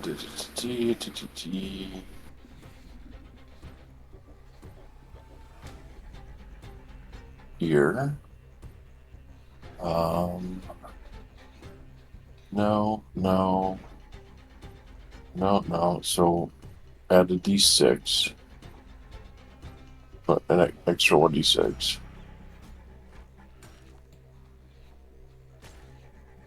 All right. Huh? Oh, you got a Gandalf rune. And you got a 6. So Gandalf rune means that is a piercing blow automatically. So you can use the 6 to add additional damage, and then we'll see what it gives us. He'll have to make a protection roll. So roll formula. Yep.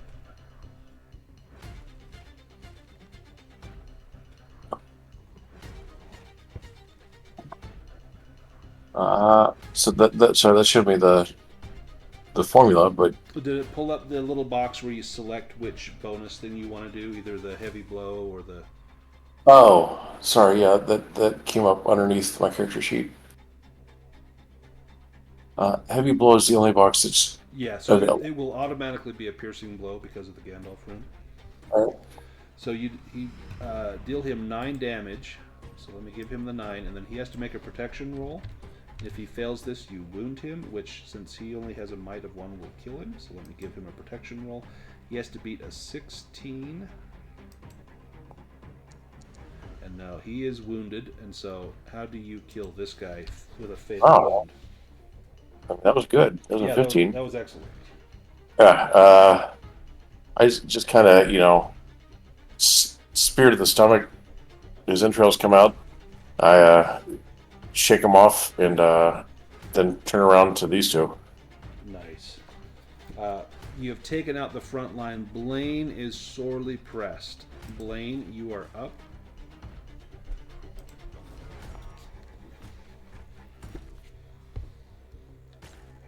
And Blaine, you are back down. So, valiant effort with your sword. You rolled well with the feat die. Your skill die left something to be admired. So your skill with the sword on that blow was a little less than satisfactory. You just chopped, and the guy dodged it. Drogo, you actually get 2 shots because I skipped you last round, so you can target someone and take 2 shots.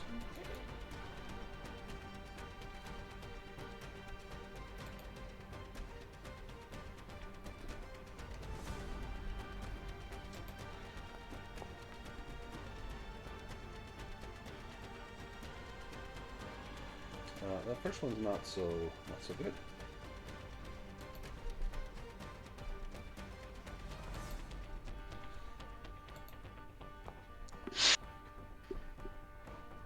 And that one's also not quite so good.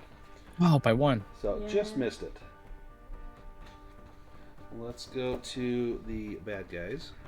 They're both going after Blaine. Coming in with the spear. Oh, and that is a fail. Again, his spear skill left something to be desired. Second one comes in. Oh, and that's just terrible all around. We go back to the top of the order. Does anyone want to change their stances? Yes. What do you want to change to, Rathar? I'm gonna move down to Well- defensive Okay, so I'll move you to defensive. And to help Blaine. so you can still be in a forward stance. That just means you're more offensive. Oh, okay. So if you want I'll to just stay up there. Yeah, so then I'll switch you back there. So then, Malvagil, you are up. Let me change the round. Malvagil, you're up first, and you can do a forward attack on one of those 2 guys. They're just down there, just so I know that they're engaged with Blaine. But the forward and open and defensive is just more like how you are, how you're doing things.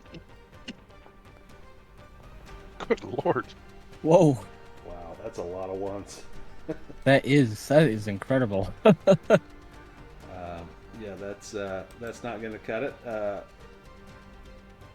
That's going to give him 5 damage to. Let's see, Malvagil is targeting this one. 5 damage. I'm not accustomed to hitting men in the back. No, but you hit him pretty good. As he's engaged with Blaine, you just come up and slip that right into his ribs. Up next is Rathar. I'll go for the other one. Okay.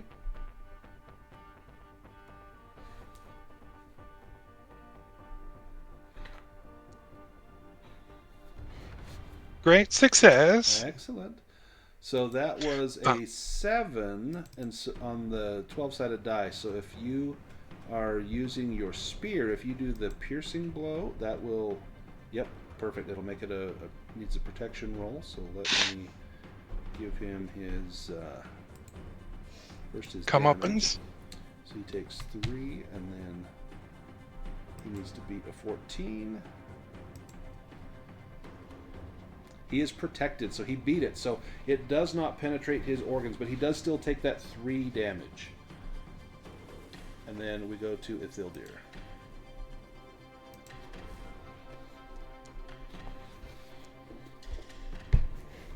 Oh, that was on a Gandalf. And that was close. How about Drogo? You got 2 guys. You want to take a shot at them?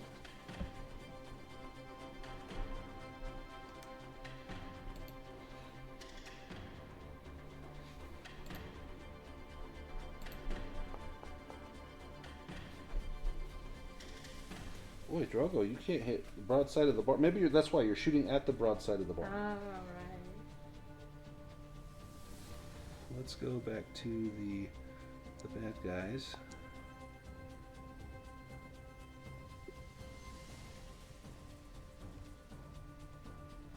Oh, did I skip Blaine?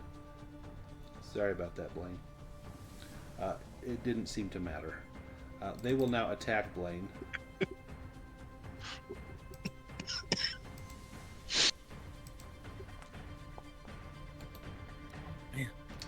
Oh, wait, they suck. Just miss. So Blaine he's got lots of armor, which is helping him quite a bit, because these guys are actually rolling pretty well on some of these. Oh, and for them, a Gandalf rune is a 0, so that's not a hit at all. Let's go back to Malvagil. Should be able to take these guys out this round. Anyone want to switch stances? No. Okay. Ooh. Well, that is 8, I suppose. It's a lot of low dice. How about Rathar? Let's see. 5 damage to that guy.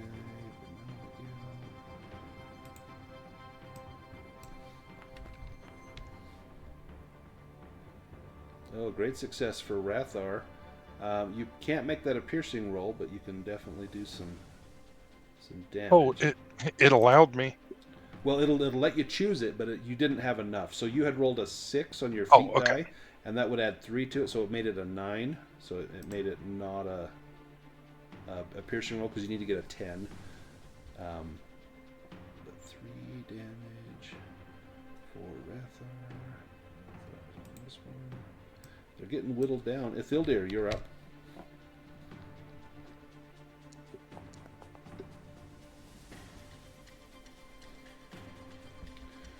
And Blaine.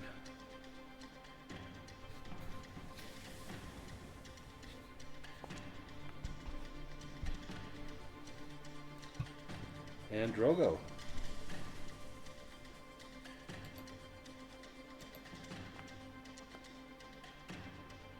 Oh my goodness. I want to see Drogo stick him in the eye for the finish. Alright. These guys are coming at Blaine.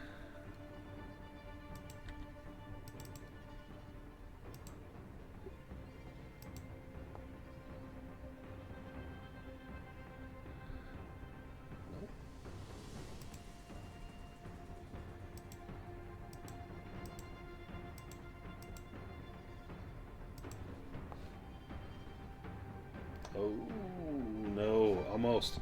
So they need a 19 because Blaine is in that defensive stance. Makes it just that much harder. Malvagil, you're up.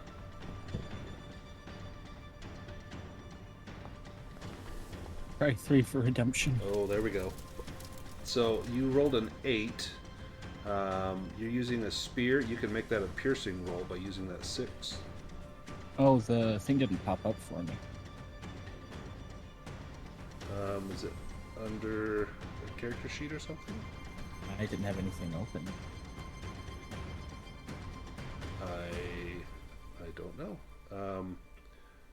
We can do it. Did I targeted him, so I'm Yeah, not sure. he's targeted, and you rolled on your weapon, not on the spear skill. Yeah, it says two-handed. Well, that's going to do 5 damage, and the injury rating is 16. So we can give him a protection roll. I'll mark off the 5 damage. Let me give him a protection roll.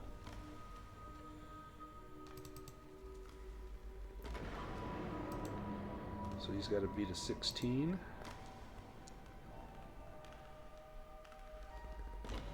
And he got a 14, which is not a success. So how do you kill that guy? Well, I've jabbed him in the back like 2 or 3 times now, so I'm hoping eventually he just can't take it anymore. I mean, I see why he's intimidated by that dwarf, but In fact, it turns out he's just being held up by Blaine's shield, and you're just continuing to stab a dead man in the back multiple times. oh, love it. Rathar, you're up.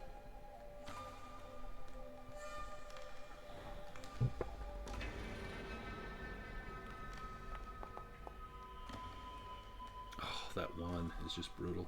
But it still got him for 3. He is almost down. Ithildir, can you end this battle? No. How about Blaine?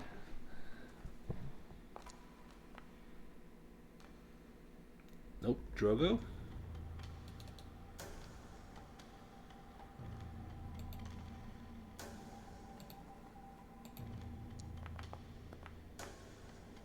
Ooh. Nice. 4 damage. Drogo, how do you chase off and Oh, yes. this last bandit? You can Okay. chase him off or you can kill him. I'll leave it up to you. I think Drogo would chase him off. He's feeling very disrespected that he would try to hurt this farmer and his family. So after this whole battle, he's very tired, and he just, kind of goes a little bit crazy and chases him off into the woods. Nice. And as the bandits flee, as the farm is under control, you can hear Farrell coming out drunkenly, swinging a sword. Get back! Get back! You'll not take it from me!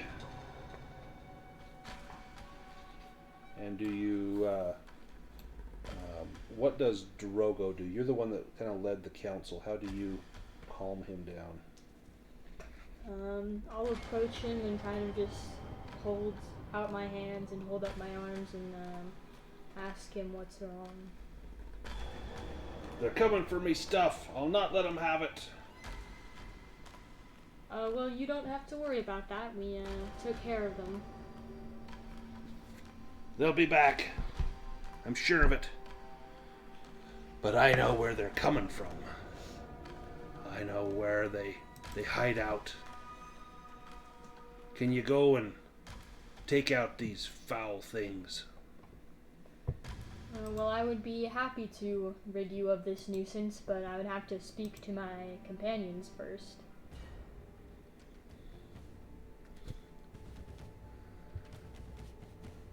Malvagil, he comes over to you, Farrell does, and says, they're staying in an old ruined tower not far from here. Osmer, he's the name of their leader. If you can defeat Osmer, this bandit band will flee. He's a trickster, that one. Get rid of him and my farm will be safe. Will you do it? You put us in a hard place, for you know well we came here on another mission, but my heart does yearn to help you guys. I must consult with my companion.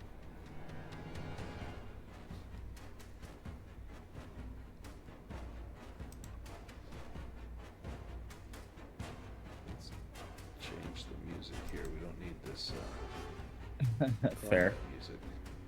There we go.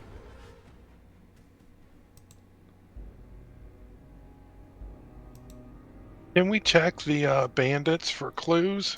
Yes, absolutely. That would be nice. give me And money. give me a scan roll, and you can add a Scan? bonus die. Ooh, I love a bonus die. Oh, nice. Meets or beats? Meets or beats.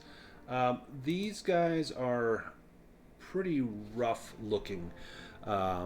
Looks like they've not been fed in quite some time. These bandits they're hungry, and they look as though they have lived hard lives. They don't have many belongings on them. A few coins here and there. Most of them are bent or tarnished. These things have seen better days. These are men that have had to live off of the fattened calves of others, basically stealing what they can from those who cannot defend themselves. But when it comes down to it, these were they evil men? You're not one to pass judgment, but certainly these were misguided men, that you're sure of. And you know that this farm will not be safe until this threat is put down.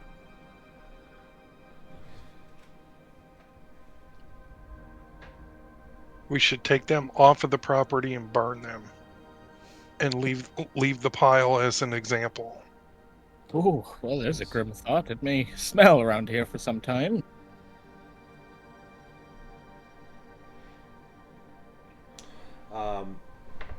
Is everyone okay with piling up the bodies? Farrell says we should put their heads on pike staffs and put them outside the fence. That'll keep them away. Well, it's his property. He can do with it as he wishes.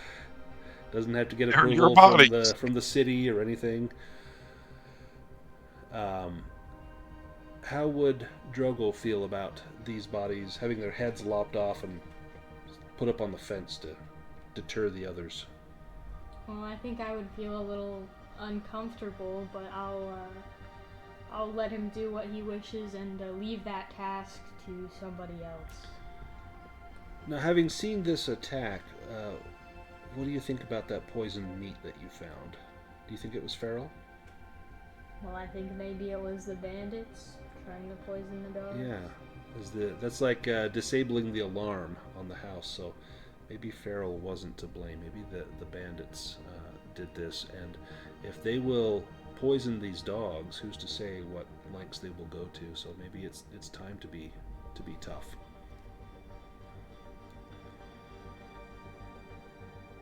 When dawn comes, you are fed a hearty breakfast, and Farrell explains where this ruined tower is located. He says it's about an hour journey to the south.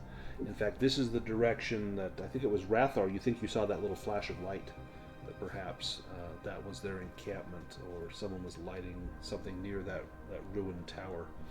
And Now, when dawn comes, we get one back from our endurance, or yeah, so when dawn comes, you will get all of your endurance back, and you will each can drop 1 point of fatigue.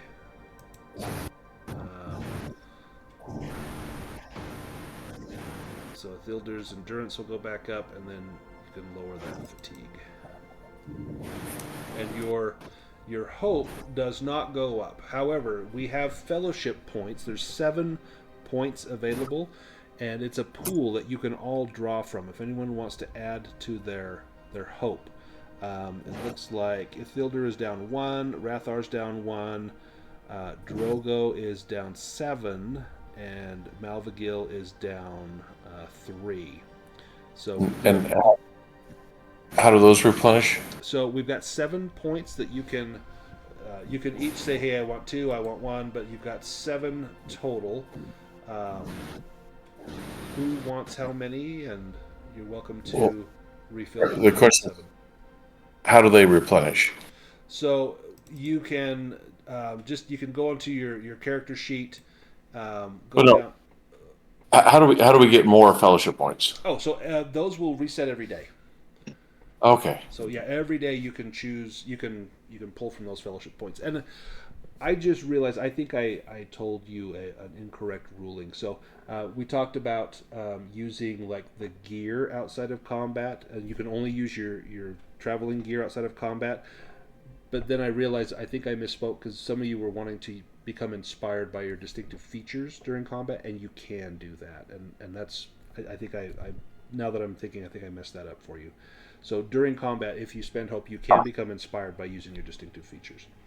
Well, then we have to start over. Yep, sorry about Yep. that. On the top. So, let's do it again. Bring those bandits back to life. Automatic A. Yep. So if you anyone wants to increase their hope, or sorry, not increase, refill some of their spent hope, you can do that. We have 7 total to choose from. Drogo needs 7. Malvagil needs 3, and Ithildir needs 1. So how would you guys like to divide those up for this day? Well, it sounds like Drogo needs them more than. Drogo has very important skills. Yeah. Yeah, he's come through But for Drogo us. still has 11. So Drogo has like almost as much as the maximum. He started with 18. The hobbits have tons of hope.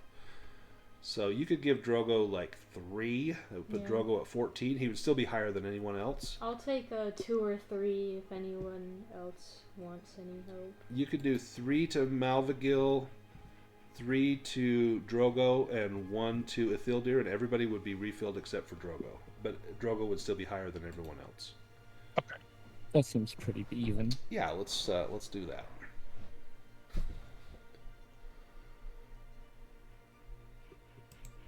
Let's head to the ruined tower.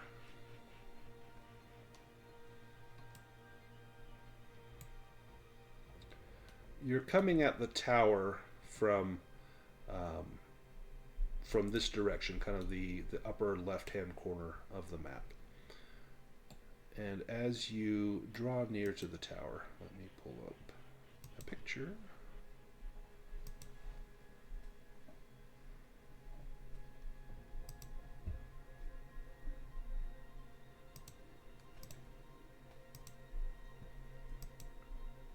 You see this Oh, that's impressive. very impressive, tall and slender.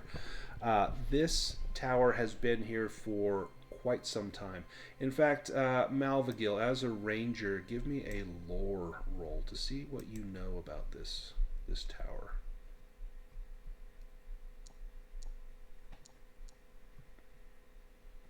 Ooh. Not quite a success, but it was close. You know that it's dangerous to leave the road in this part of the world. You might fall into dangerous places. You might break a leg. You might be lost and alone. You shouldn't leave the path, and this is off the path. You know that many buildings from the former kingdoms have been lost over the centuries, and that men of later kingdoms were forced to loot the ancient monuments of Arnor for good stone. And that has likely happened with this tower. Pieces of it are crumbling. It is still tall and imposing, but it has fallen into deep ruin. There is tangled bracken and undergrowth all around it. There are fox paths that run through the bracken. It will make it difficult to sneak up on here, but it is possible using those little fox paths. Do you all approach with stealth? Oh, Malvagil would certainly be trying Absolutely. You can give me stealth rolls if you're going together, or are we sending a scout? Like send the hobbit? What? Does the Hobbit have good stealth? Well, the hobbit has 3 skill ranks in stealth. Hobbit's actually quite good at stealth. to. Oh. Yeah, she's better than the ranger. It's because they don't wear shoes. Right? Does Drogo want to go and reconnoiter, or do you want some backup with you just in case? I can go scout ahead for everyone. I'm happy to go with you. I have roughly the same ability of you. Perfect. I'll have the 2 of you give me a stealth roll, and you can add you will lower your. Sorry, you will add a bonus die to that as well. I was looking at the wrong page. Ooh. Oh, excellent. That's a lot of 2s. Yahtzee. Isildur is as quiet as a mouse, and Drogo, you are likewise quiet, but it has been roughly an hour since your last meal. And your stomach lets out a little rumble, a little pitter-patter, and you stop and look around, and Isildur looks at you with horror, like, can't you quiet that thing down? But you cannot. You cannot prevent that stomach from rumbling, and as you approach, you are certain that you have been spotted. You don't see any movement in the tower, but Drogo, deep down, you know that you were likely seen by someone. How would Drogo respond to that? Well, I might feel like I let my friends down by getting us spotted.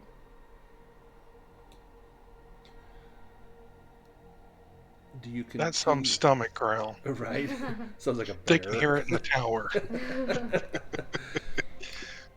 As you get closer, you can see that there is a doorway looking in, and portions of the tower you can see inside. There's great portions missing from the walls. Not quite like on this drawing. This is to show the rooms inside, but there are large gaps in the wall where good stone has been pulled out to build something else, and the top is crumbling, and there's bits of crumbled stone around the base. As you get close to Thilder, how close do you want to get? Do you want to go inside, or how close do you approach? Like, I'm not certain I want to go inside, but if I can get like to the outside of the tower walls, listen in at a window or something, if I can spot a child in a big cap or bushy eyebrows or whatever. Yeah, let me just pull you guys out here.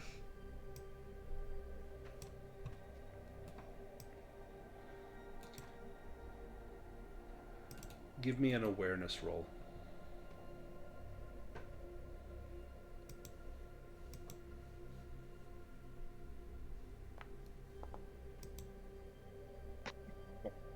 Oh man, could you have done worse? You know, it's hard for me to hear over the hobbit's belly. Like I hear this great rumbling beast approaching. Maybe there's bears in here. Yeah, it's really dark in there. You don't see any signs of movement or any source of light. Well, since it's obviously abandoned on the first floor, I'll peek my head in the door. As you peek your head in the door, you notice that um, there are items scattered about here. There's actually a few butchered chickens, and they're halfway plucked, as though someone was stopped in the process of plucking these chickens. Um, you see stairs leading up and stairs leading down into a cellar. The stairs up go into an upper room. You don't see anyone in here at all.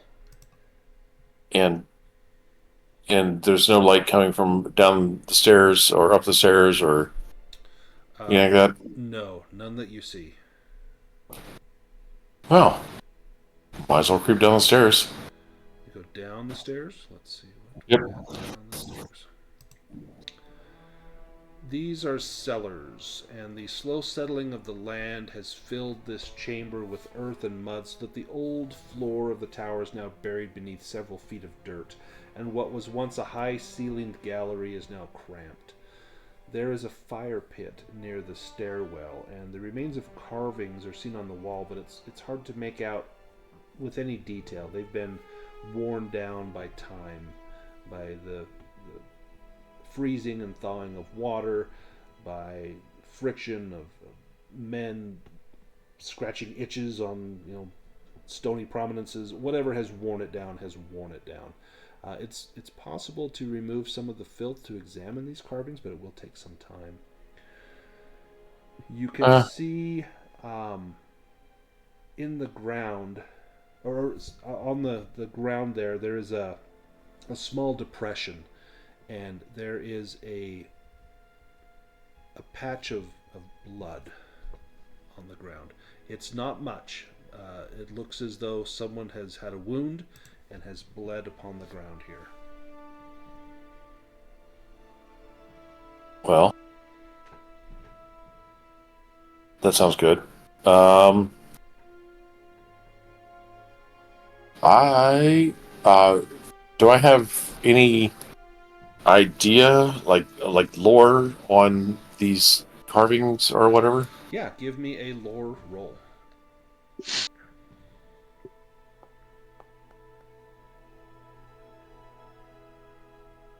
Excellent.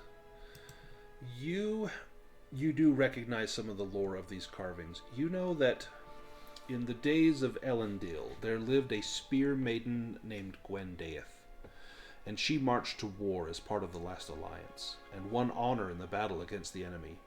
She fought in the siege of Barad-dûr, and when Anarion was slain, she guarded his body so that orcs and trolls might not defile it. She returned to the North Kingdom after the war, and was one of the counselors of Valandil for a time. She ruled her domain well, and when her daughter was of age, she gave up her spear and spent her last years studying and writing. In time, when her work was done, she breathed out her last strength and was laid to rest in a tomb built in the fashion of Numenor.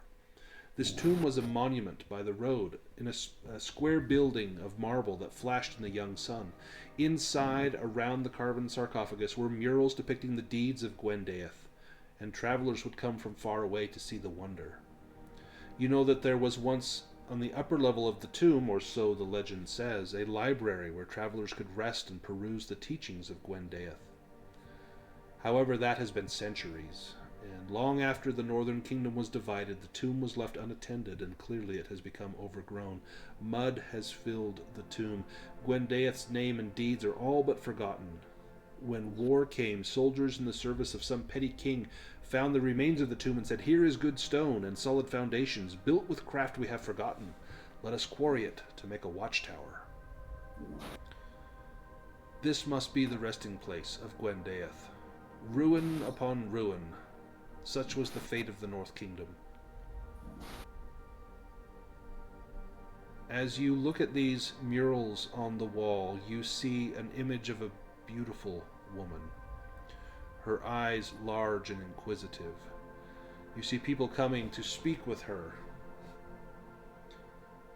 You see many riches placed at her feet, and this resting place now is but a pit of mud and wear and ruin.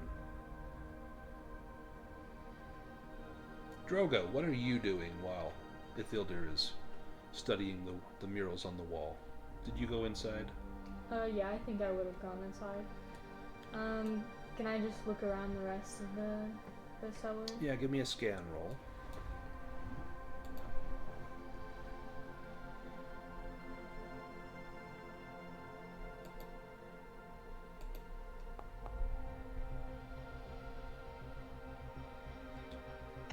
As you look around the cellar, you see that there are many footprints in the dirt and in the mud. And you see that there is something shiny sticking out of a little piece of mud. You just see the little glint of, it looks like it might be gold. Can I try to dig it out? Yeah, as you begin to dig, you find that it is a small piece of gold. It looks like a ring. And as you remove the dirt away, you see that not only is it a ring, but a finger and a hand. Oh. And this is incredibly well preserved and fresh. And as you feel the hand, there is even a little warmth still in it. Can I dig up the area around it? Yeah, as you begin to dig and scratch away, you see the body of a bandit. And as he lay here, you can't help but notice this look of terror upon his face. And then his eyes open and he gasps. As he gasps, you see a hand reach up through the earth and wrap its spectral hand around his throat and pull him straight down into the earth. You feel a rumbling as the muddy ground begins to fall in upon itself as you scramble away, nearly pulled into this hole. What'd you do? I'm sorry, I just saw a shiny thing. And then you hear a voice, both Isildur and Drogo. You usurpers, you shall pay for your insolence. And you feel a dark presence nearby. And you see over near the stairs, rising up from the dirt, and this picture is outside, but just pretend it's inside. You see a shadowy image, dressed in grave clothes, stinking of death, and a cold mist begins to rise up from the ground.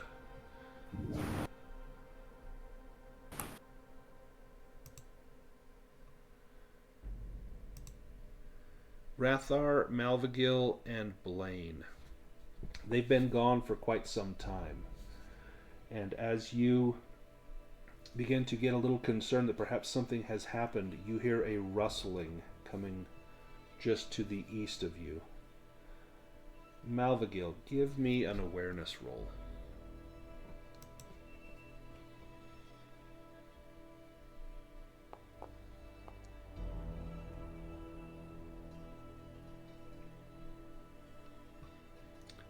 You see a figure skulking towards you through the brush.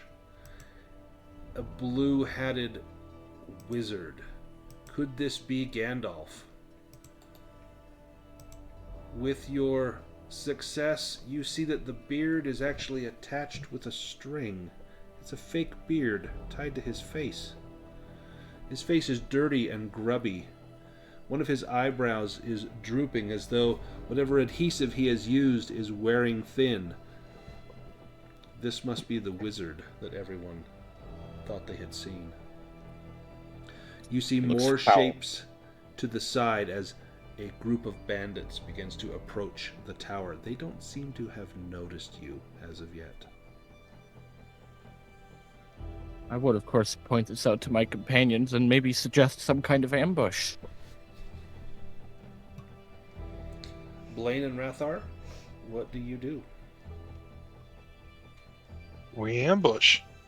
Yes, this is a good idea. Perhaps they have treasure on them. The wizard. Seems like the ringleader. I would look on him. Let's go back to our combats. I'm going to actually pull some new tokens out here. We get all new tokens here for us. Let's go back to the combat table.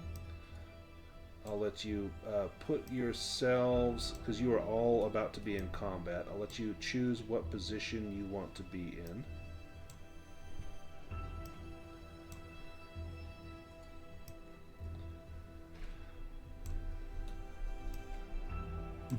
Nice. And we've got quite a few battles, or combatants here.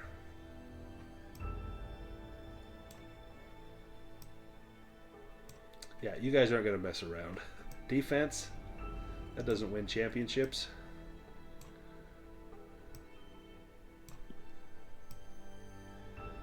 Where's Drogo going? Yeah. Where is Drogo going? Are you going to go defensive, open, forward? I don't think I could do rearward, could I? No. Because the battle's happening. Well, right if there. Ithildir is engaged hand to hand with this is a white, Yeah. then you could go rearward. Okay, I'll do that. Okay. Yeah, go ahead and fall back. All right. So Ithildir and Drogo, you are fighting this white of Gwendaeth. She All right. has a fell ability. It's called Thing of Terror. At the start of the first round of the battle, all player heroes in sight of a creature with this ability gain 3 shadow points. This is Dread. You can make a shadow test. This is a valor test. If you fail your test, then you are daunted and cannot spend hope for the rest of the fight. So That sounds good. So Ithildir and Drogo, I need you to make a valor test. That's on your character sheet, kind of up at the top. Under it says heroic statue, or stature, not statue. And if you want to spend hope, you can spend hope on this. Like, I have 1 valor. Whenever needed. So Yeah. So you will both take 3 shadow points, and the 2 of you cannot spend hope in this combat. That's great. That's great. Yep. Right. So does that go into shadow? So yeah, under temporary shadow points, you can add 3. 3, okay. And likewise with Drogo. This just made things very difficult for you. So if your hope drops down to 3 or less, you will become miserable, which means that if you roll a Eye of Sauron, that's an automatic failure. All right, so opening volley. Drogo and Ithildir, you are too close for an opening volley. But Malvagil, Rathar, and Blaine, you can. You can attack... it says Gandalf. It's actually some guy named Osmer, or any of the bandits. So if you have a ranged weapon, Malvagil, do you have a ranged weapon you want to attack with? I do, but I don't want to attack. Okay. Rathar, how about you? Can I chuck a dagger? You can. Oh, I can. I can chuck a dagger. All right. I get lucky, just take Gandalf out. You never know. Right? Right in the eye. Oh, well, one eye, I see. Yep. Not Well, the right I eye, threw it though. Threw it in the bushes. What about Blaine? Well, Blaine's got a fierce-looking rock that goes wide. We are off to a smashing start. All right. Let's start with Malvagil.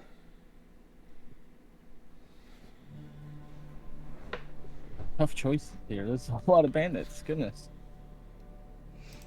I saw Gandalf first, though, so I think I'd probably go for him. I keep saying Gandalf. I know it's Osmer, obviously, but...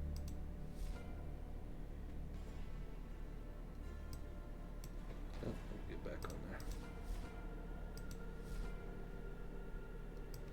So I can reach them. Yeah. So you would be able to charge up. The movement is just kind of narrative.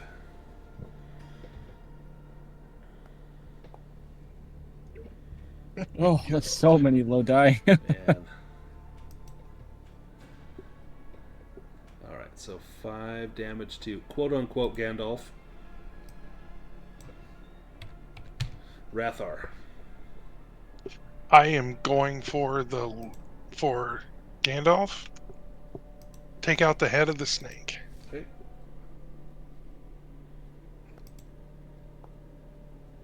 Oh, beautiful. Oh, Well done. yep. So that is going to be a penetrating die automatically. So Gandalf has to make a protection roll, so he takes 3 damage, and let me give him the protection roll. And he has to beat a 14. Okay. How do you take out Gandalf? Oh, well done. Oh well, I ram him through, and I'm. There's a shocked look on my face, like he went down that easy. It doesn't take a Balrog. It just, takes a Rathar. So- I shall pass. You do indeed. Wow, that was... Okay, well, he had some tricks up his sleeve, but they will die with him. Blaine, you're up.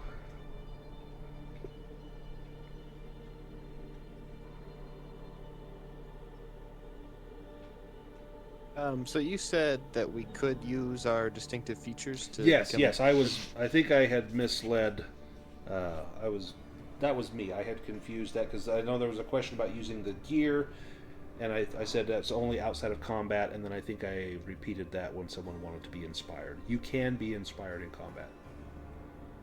Okay, could I use my stern? You can use stern. Yep, that would be a good one.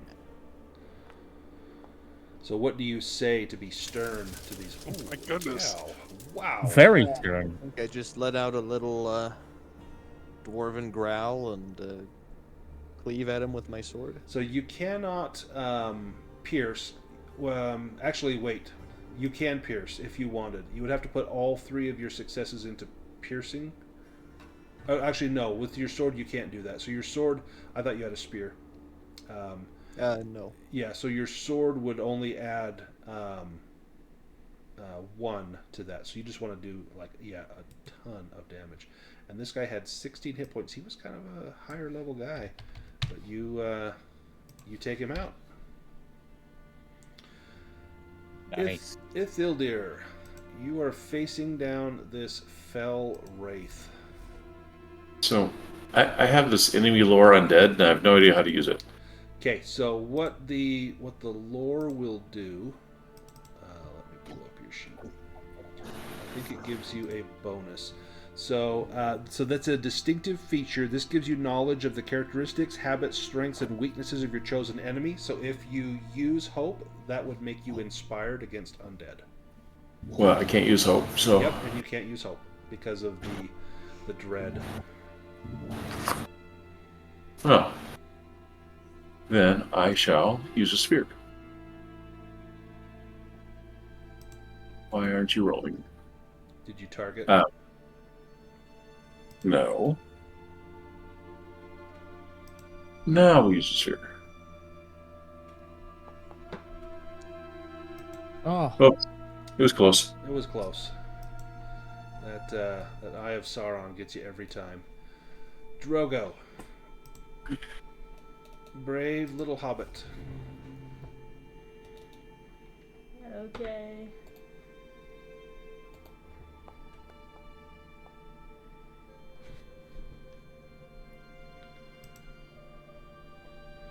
Not quite. You missed it by 2. The bad guys. Let me get them kind of ganged up on you all here. I think I got enough over here.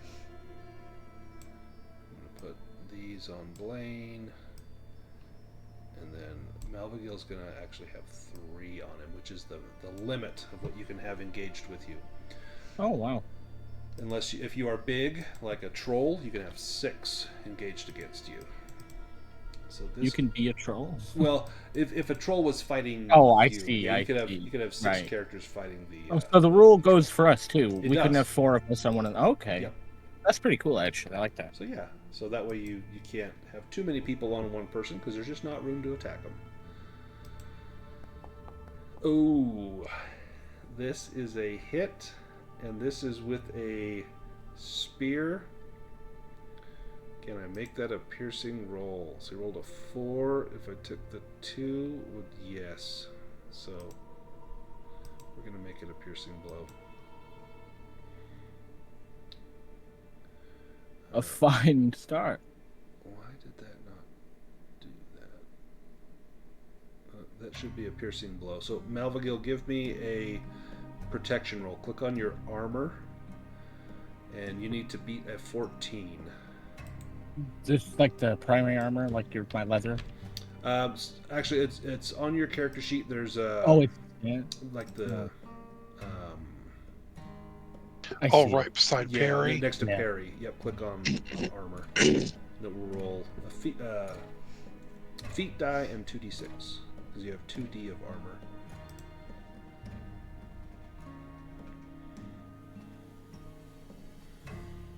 And we need combat.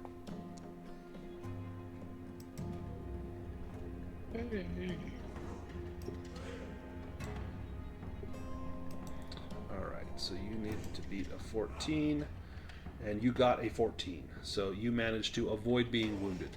So you could take 2 wounds before you die. So you do not get wounded by that guy. You did take some damage, which I assigned to you. That's lucky. This other robber comes in with his spear. He sees the opening, and he thrusts. Yes, he does. And yeah, he hits you for 4 points of damage.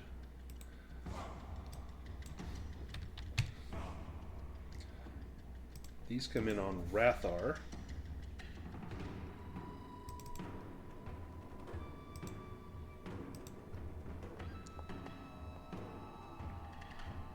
That is a miss. This one likewise goes for Rathar.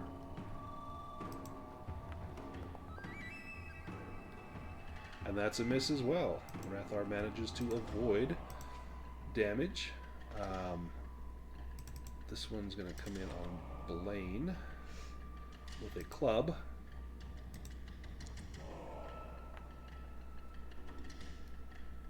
And that's a miss. This other one will go at Blaine. I think he also has a club. And then there's one more on Malvagil.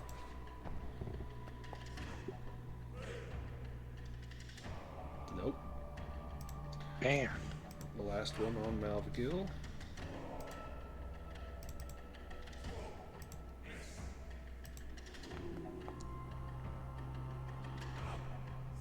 And that's a failure. Alright, the Wraith. So the Wraith will attack once per round. And it's going to attack Ithildir. It just reaches out and touches you with its hand. And that's going to be a heavy blow. 10 damage to Ithildir. Sure. I'll mark that up. Now, does the armor affect that at all, or no? That's just if it's a piercing blow. So you lose 10 endurance. So your endurance is 1 off of your load. So 1 more and you will be weary. So this is not going well for you. Let's go back. Yeah, for us. Let's go back to Malvagil. Yeah, this is fine. It's just a flesh wound. Thank God we split the party. Right? Right? Yes. Well, you can always run outside and bring the white to the rest of the party. Not I'm a bad surrounded, idea. but I do tower over them. Oh, so. goodness. Alright. Wow, 5 yeah. damage. I roll her. Rathar.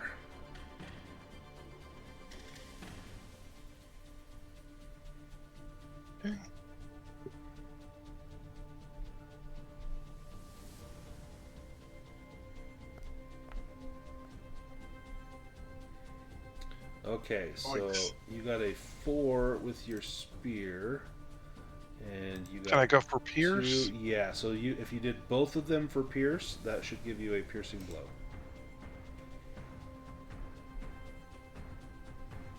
Why did it not make that a piercing piercing blow. Okay, that is a piercing blow. Let me give them a protection roll.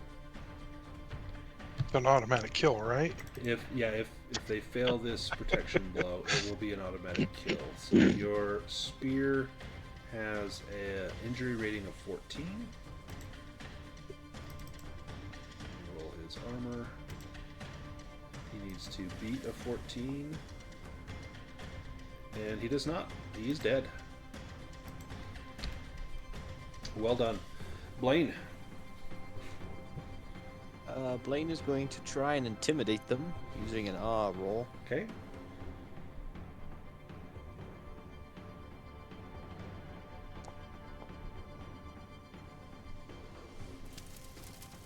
That is a great success. So that will do Might 2 opponents, which these are not Might 2. Which one were you intimidating? The one on top of you or the one... or sorry, you have two.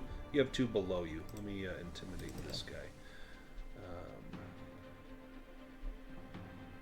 He's weary.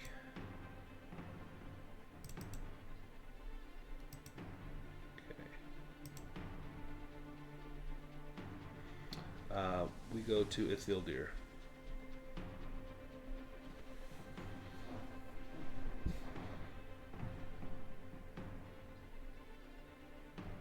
Yes, when in doubt, stab it in the eye.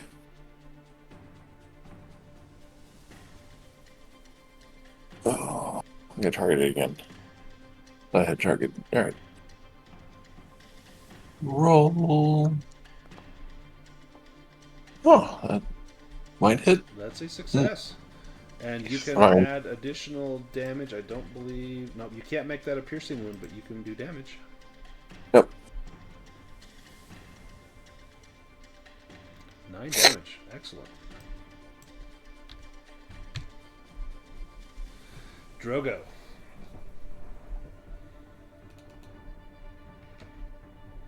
Could use a hit here, Drogo. I know. Oh. And I Oh. don't get one. Nope, so close. If only you could spend hope. Bad guys. Let's go to the highway robber on Malvagil.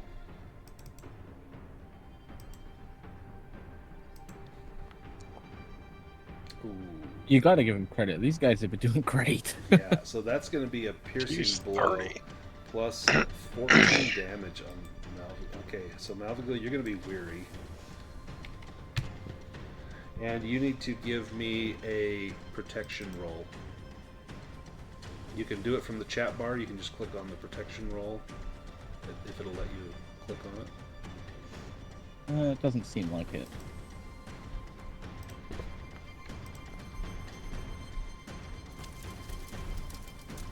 Malvagil is protected. Ooh. Well done. Let me make this guy weary. Okay. But you are weary now, so if you roll 1s, 2s, or 3s, they will count as 0. This guy is coming in at Malvagil. Do you ever roll above 1s, 2s, and 3s? I don't know that I do. Yeah. Yeah, I don't think it's going to matter. No, Oof. no, it does not seem like it will. Ooh. Okay, that was a 7. With a spear. Okay, make that a pierce.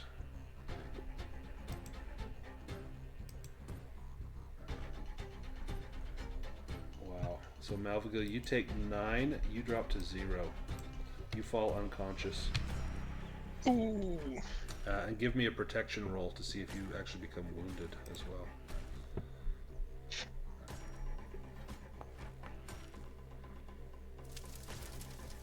Nope, you are not wounded, but you drop to 0 and are unconscious. This one will switch to Rathar.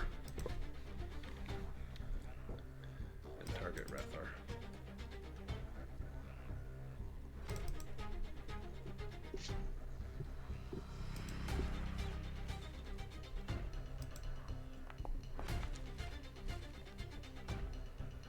Nope.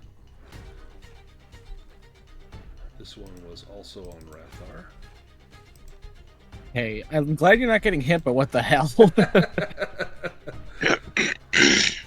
Ah, another another miss, and then these two are on I got a Blaine. rabbit foot in my pocket. Right. And this is the one that is weary from the intimidation. I mean, And that's a fail. they're missing on 17, so I know. So Blaine's difficulty is 19 because he's got a ton of armor. So his parry is super high. So Blaine is well defended. Yeah, and that misses as well. All right, we go to the white. Yep. So a healing roll can get Malvagil back on his feet. That will take an action for someone to do. Let's see, this Wraith is going to... Do I do a dreadful spell?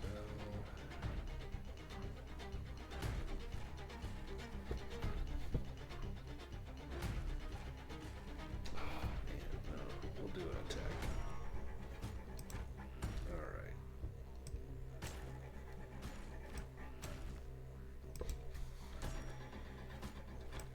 Coming in on a Thildir. yep. So that Gandalf rune counts as a 0. So that is a miss.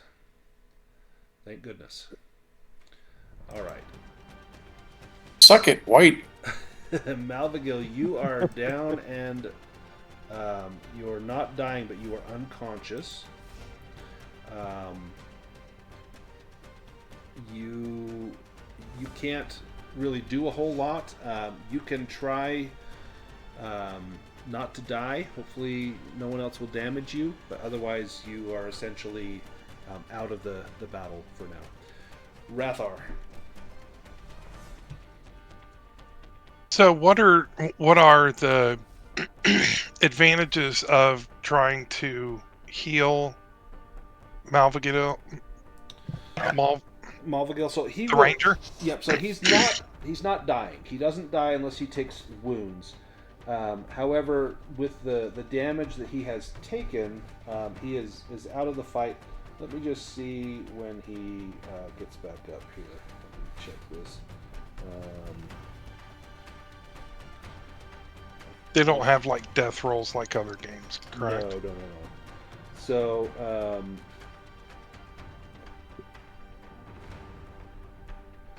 let's see, where is it?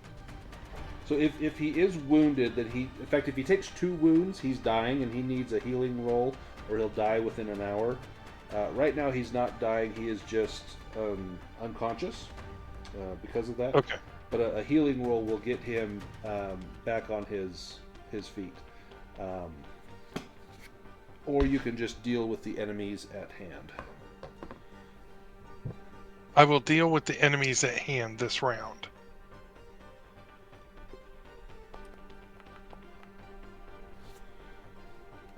Yes, you will.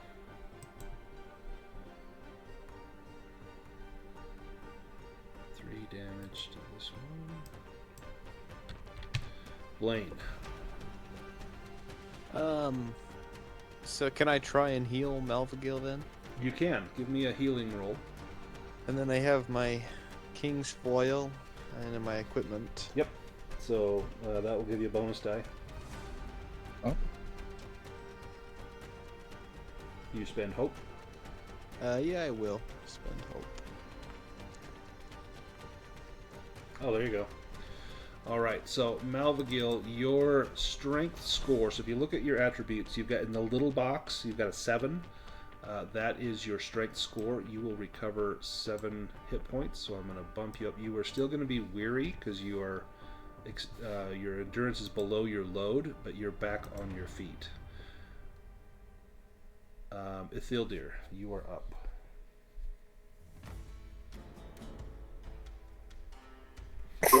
Well, I did more damage to it than it did to me last round, so I'm feeling good. That was a good round. The tides are turning.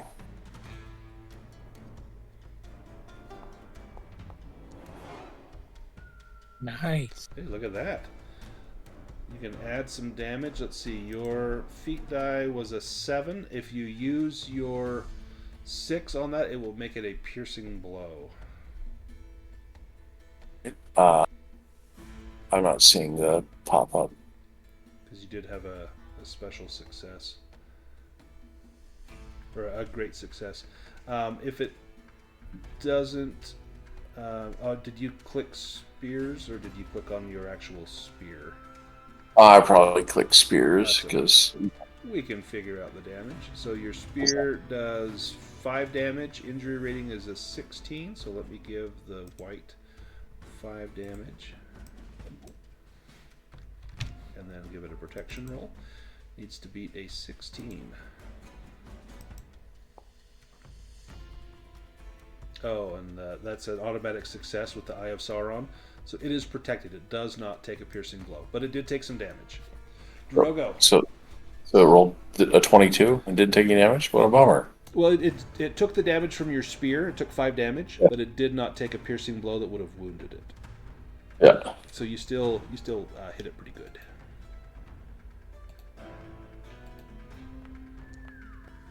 Oh, Drogo Baggins with the Gandalf rune.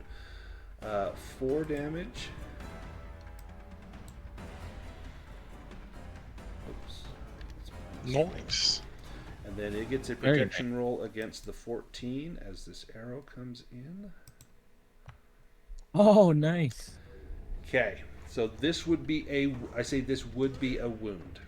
This fell wraith has, like how you guys have hope, it has hate. Oh, what? It has a fell ability called Deathless. Spend 1 hate to cancel a wound. When an attack inflicts damage to the creature that would cause it to go to 0 endurance, spend 1 hate to bring creatures back to full endurance instead. This ability is ineffective against player heroes wielding a magical weapon, enchanted with spells for the Bane of the Undead. So it's going to spend 2 hate. So now it's down to 3 hate. Oh, wow. It That's will cancel that wound, and it will go back to its maximum endurance. It was down to 2 hit points. Are you serious? Yeah. so you guys are just doomed. But pretty much a full heal. Yeah, a full heal. Oh my god. 3 more times. Yeah. Goodness. Oh. But you just took 2 of its hate out of it, so, and it may use its hate to do something else on its turn coming up. Malvagil, you are up. You are not engaged with anyone because they left you. Well, now the rate's gonna go. Oh yeah, The white. Oh yeah. Let's let them go. So that will. It's going to do dreadful spells. Spend 1 hate to make a player hero gain 3 shadow points. Targets who fail their shadow test or who are miserable fall unconscious. And so if you fail this shadow test, you will be unconscious and may be roused only with a song roll. So that's going to be against Drogo, who just wounded it. So give me a Valor roll and don't fail this. Otherwise you'll be unconscious. Okay. And let me mark off a point of hate, which is good because it means it can't do that nasty heal up all of your damage thing again. And I can't use hope on this No, roll? because of the dread. But I mean, it still can. Oh, it's Well, So this at least it was in spectacular fashion. right. This dreadful spell causes you to fall to the ground, writhing in pain, and you feel the ground beginning to swallow you up, as though that's what happened to that bandit guard that was left down here. So a song will help you to recover. Rathar, this one is. Let's see. Is targeting you.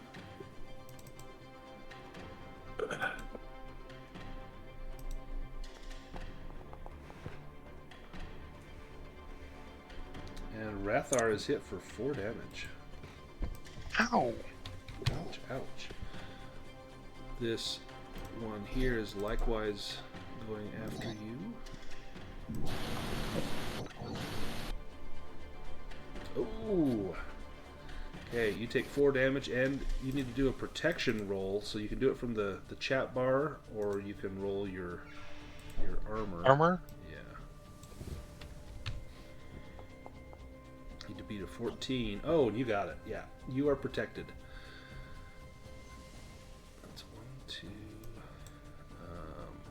there's one more on you, and then 3 on Blaine. So let me get this guy on you.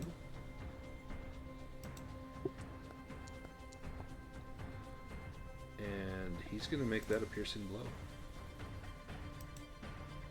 So you'll take 4 more, and I need another protection roll.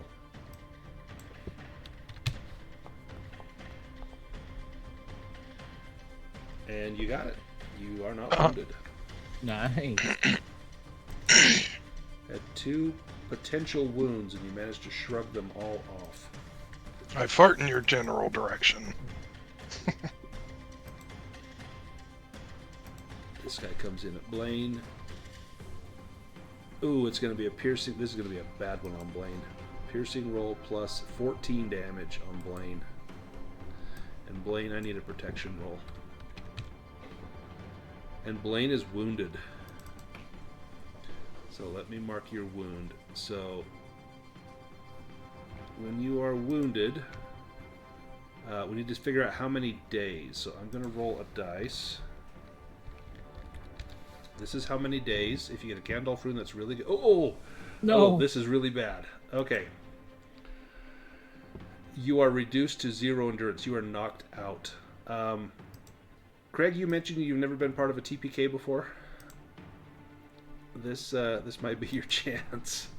I think I have now. You're down to 0. Let me mark you as weary.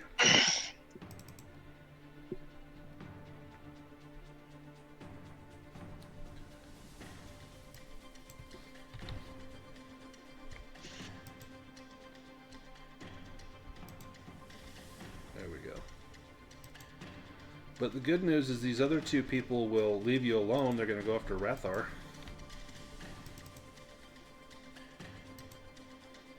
No, only one of them can. I thought it was 4. Oh, yeah, you're right. Only one can. Oh, yeah.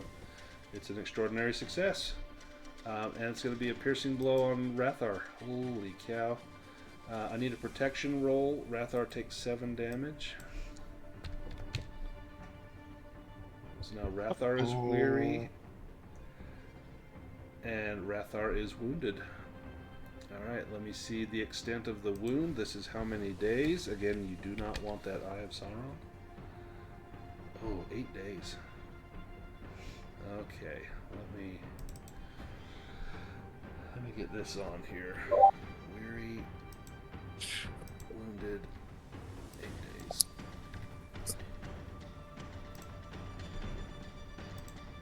Okay, and the Wraith already went. We go to the next round. Malvagil, you are up. What do you do? Blaine is down. Yeah, I know it's like where the tokens are isn't exactly where we are. Can I reach Blaine to do a healing? Yep, you'd be able to do that. Yeah, I can see he's severely injured.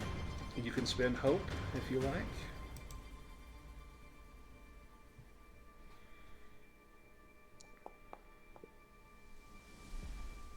I think I need it. No, I didn't even work. Oh my goodness! So it's the weary. The 1, 2, and 3 didn't count because you're weary. Oh, and that's almost all of my dice. No, it is. Oh, Yeah. wait, no, I got one that wasn't. Yeah, Oh, so nice. your feat die that was an 8, and the rest of them were weary. So you're not able to raise Blaine. That was with hope as well. That was with hope. Rathar, you're up. All right, we're all in. I am going to use short spear, and I'm also going to use a hope. Do you have And a distinctive can feature that will let you get Yes, inspiration? I believe furious. Would I be able to Yep, use absolutely, absolutely.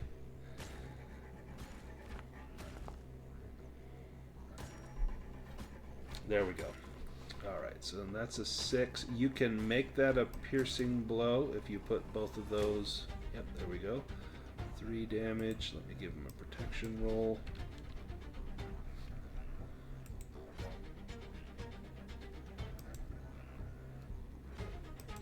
He needs to be. Oh, he is protected, so he is not wounded, but he takes the damage.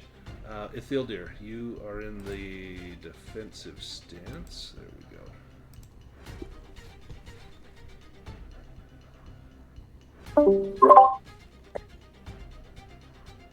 Get up, you stupid barefoot baggins, or I'm going to stab you with my spear. Give me a song roll.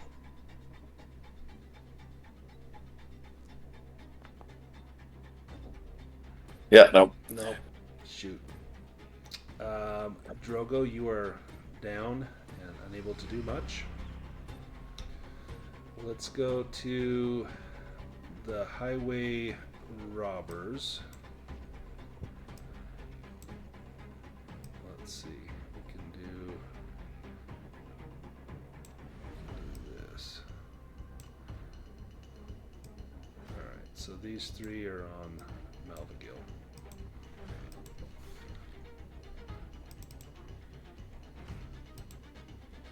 Coming in with the old cudgel. And that's a failure. This one comes in with the spear. 4 damage.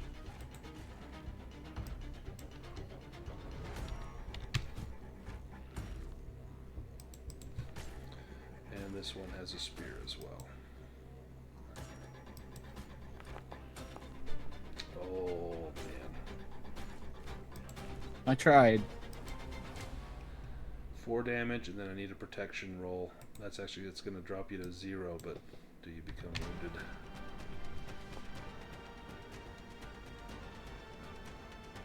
Nope, that's a success. No, you have to beat a 14. That is not a success. You got an 11. So you're wounded. Let's roll to see how many days. 0. Almost. A Gandalf rune would have been nice. That means it was just a false alarm. Oh, none of us survived today. You're not going to be wounded for long. No. Yeah. Your wounds are going to be short-lived. All right. Who else is standing? Rathar is standing. Okay. Guy Come comes here. in with a spear. Give me your Percival. Oh my gosh, these guys and their dice. Boom. Okay. Rathar's down. Rathar's down. Okay, all 3 guys are down. Dang. Rathar goes out with a protection roll. Was that what was his 4? That would not be a piercing roll. He couldn't make it one. He didn't have enough points. So, but it doesn't matter because you're at 0 anyway, Rathar. So Malvagil's down, Rathar's down, and Blaine is down, right? And Drogo's unconscious. Yes. The Fell Wraith will attack Ithildir.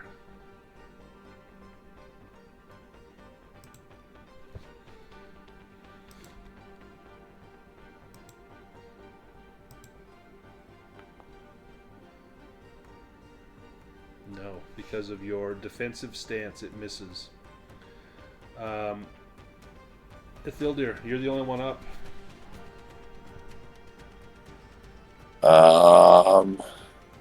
No, my attack rolls lose a die. But... Yes. All right, last chance, short shit. Get up. It's more of a rap Come on, now. Gandalf rune.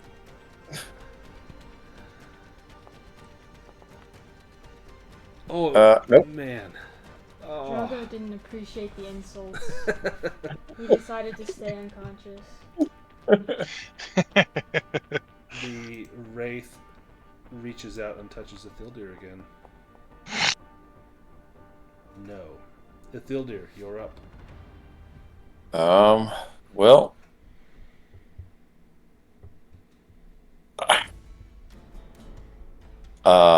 I'll try country music. Your dog died. Do you have a lost whistle? your- Did you have the whistle? I know. No, Oh, the one that's thing that I Rathar got. has it. Oh, shit. Yeah, the one thing I got was the all clothing. Oh, yeah. The nice clothes.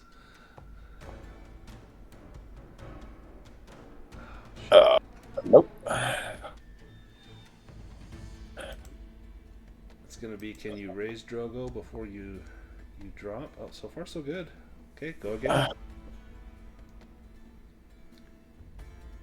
I'll try folk. You might be able to. Oh, Gandalf rune. Hey! Okay, Drogo, you are back up. Drogo, it's your turn. Okay. I don't know if you can still be in. Well, yeah, this round you can be in rearward because the white is attacking Ithildir. So if you want to use your bow, you can. Alright. We need some piercing blows here. That's not it. And let me put Ithildir back in forward stance. The white will attack Ithildir. Oh, I was going to wait till after the white went before. Oh, you want to?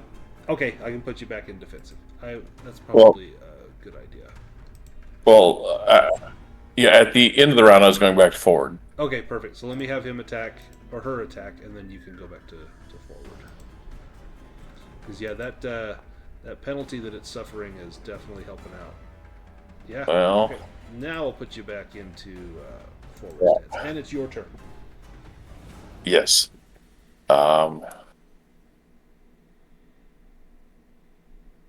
I told you lately I want to stab you.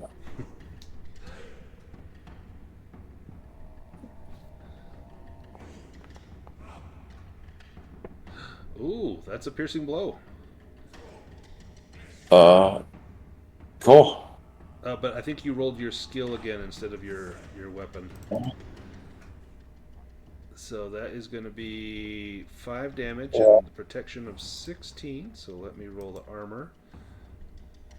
Needs to be to 16. Gets it. Oh, and it does. But it still takes the 5 damage. Shoot her! Shoot Okay, her! Drogo, your turn. Okay, I'll try. And I still can't use hope. Nope. Okay. That's terrible. That was close. That feat die that was brutal. She is going after Ithildir again. Makes sense.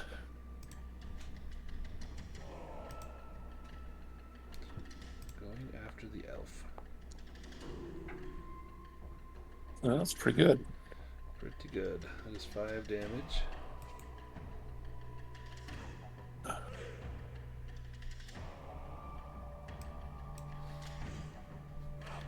So I'm now You're weary. So let me click that on your character sheet.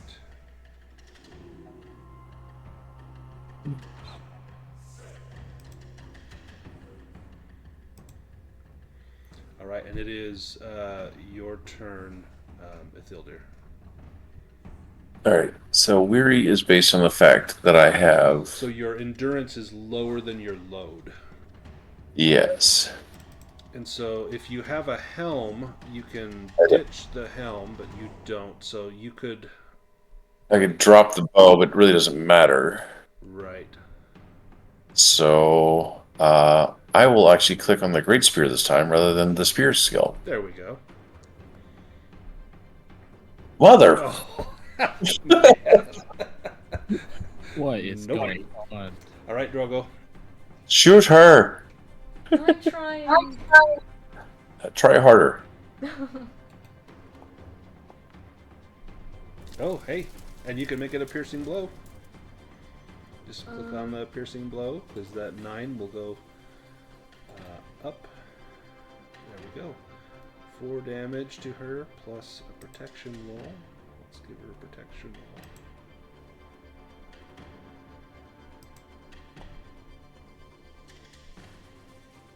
Oh, she's wounded. Okay, let's. She's going to spend a point of hate and eliminate the wound. She only has 1 hate left, which means she can only refill her hit points 1 more time. So you guys Or stop one more wound. slowly whittling her down. Let me have Malvagil, Rathar, and Blaine, give me a healing. Actually, give me a Valor roll. And you can spend hope on that if you want.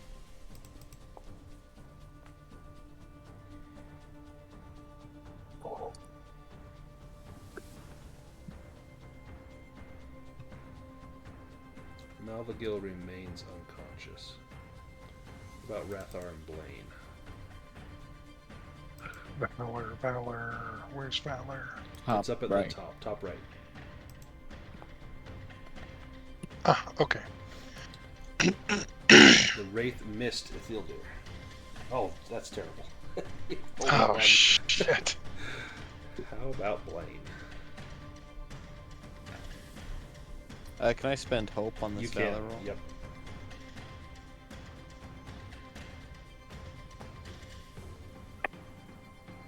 Nope. Nope. You guys fail to rise. Isildur, your turn.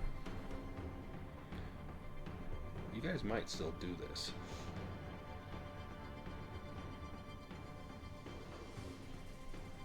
Well, we need the Hobbit to shoot her better, Yep. but we're getting there. Yeah, one more. If you can knock that last hate out, then. Oh man, that feet die is just killing you. All right, Drogo, you need a piercing blow here. Yes. You got it. You can make it a piercing blow. Hey! All right, protection test. You want her to fail this. Lower than 14. She's wounded. Okay, that's the last hate. She cannot refill her hit points anymore.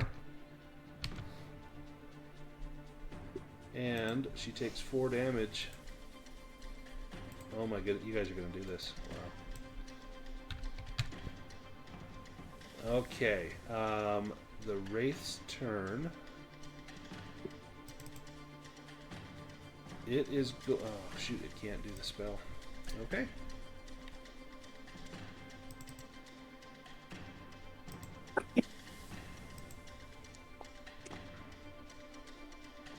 And again, the Gandalf rune is a 0 for the Wraith. All right, Isildur and then Drogo. I'm gonna go back to defensive. Let me make that change real quick before you attack, because it will affect your dice. Yep. Okay, go ahead.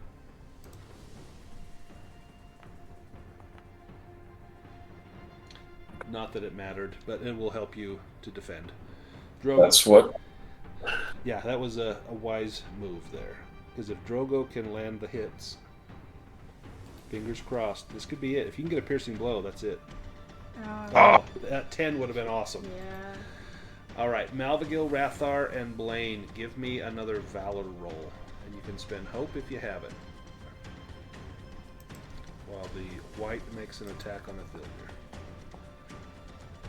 So there's no piercing blow with an unarmed strike, so you don't need to make a protection roll, but Isildur takes 5 damage. Can I be inspired with my ferocity? You can. So Malvagil, you rise with 1 hit point. That's But Malvagil is up. The bandits have moved towards the tower, so you are not engaged as you get up. But you can see your 2 allies are on the ground, wounded and in need of assistance. You can try to heal one, or you can try and sneak into the tower. There's no sign of Drogo or Isildur. I have a duty to help my friends, but also obviously it'd be better to have backup. So I'm going to try to get my buddies down here up. So who are you going to try to heal? Blaine Yeah, that's or Rathar? a And hard choice. who has the King's Foil? Is that Blaine? It's Blaine. So if you can heal Blaine, Blaine has a good chance of being able to heal Rathar. Could he And, use the yeah, King's Blaine Foil? was Like, also he just badly takes it off wounded. me? Yeah, I would let you, because you know Blaine has the King's Foil, so you can add a bonus die to your healing roll.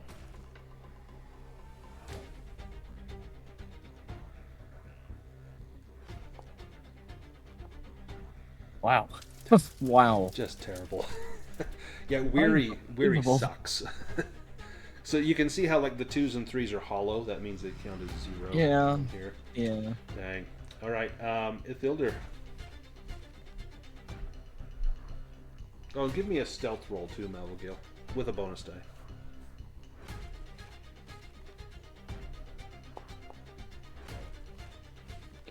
Threes, twos, and ones. Oh. That's success. Okay, so they do not see you get up and try to heal Blaine. Ithilder does not make the hit. Can Drogo finish off Gwendaeth? You need a good hit. You need a penetrating roll will do it. A regular hit with like extra damage will do it as well. Yes. Oh. Okay. Oh, You have a choice. You can just take the extra damage, and that. Let me make sure that's going to be enough. That will just be enough. That will deal 7, and she has 7 hit points. Or if you want to be creative, you can do the you can be creative and make her do a penetration roll. I'll let you choose.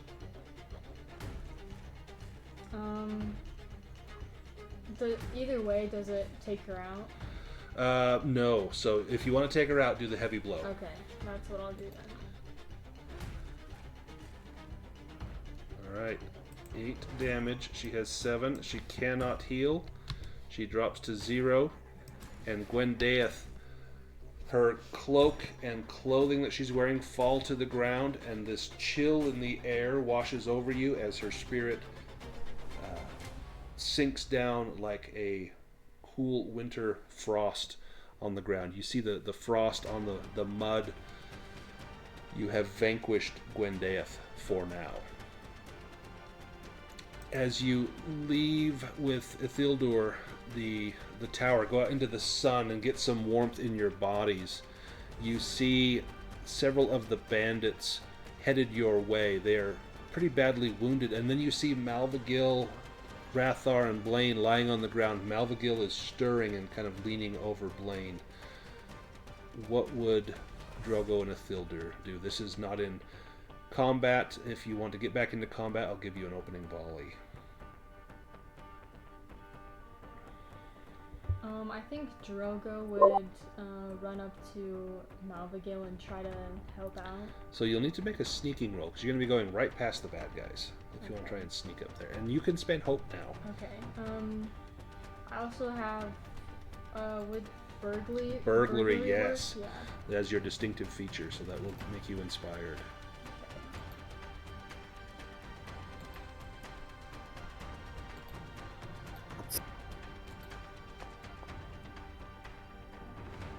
Oh, well done. Okay, you make it up to Malvagil. What do you say to him? You see him that he is conscious, but barely. I would maybe just try to comfort him, like maybe do what I can to help him recover. Give me either an enhearten or a song roll. I'll do song. I'll sing him a little Hobbit song.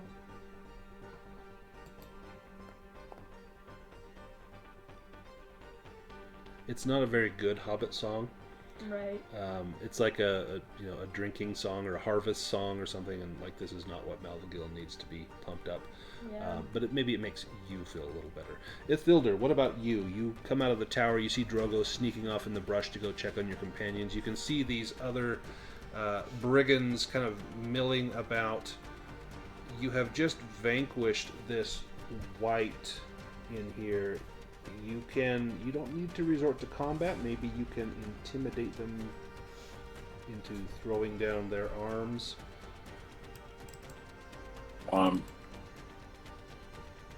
Yeah. Let's go awe the hell out of them. Let's awe. And you can use hope if you like, and you can... I've got the special awe clothing. You do. That's an extra die. And then you can use lordly if you want, as though you are taking command of this rabble. So that would make you inspired. So hope, inspired, and a bonus die. So that's plus 3 dice? Yep. Perfect. Where did my cursor go?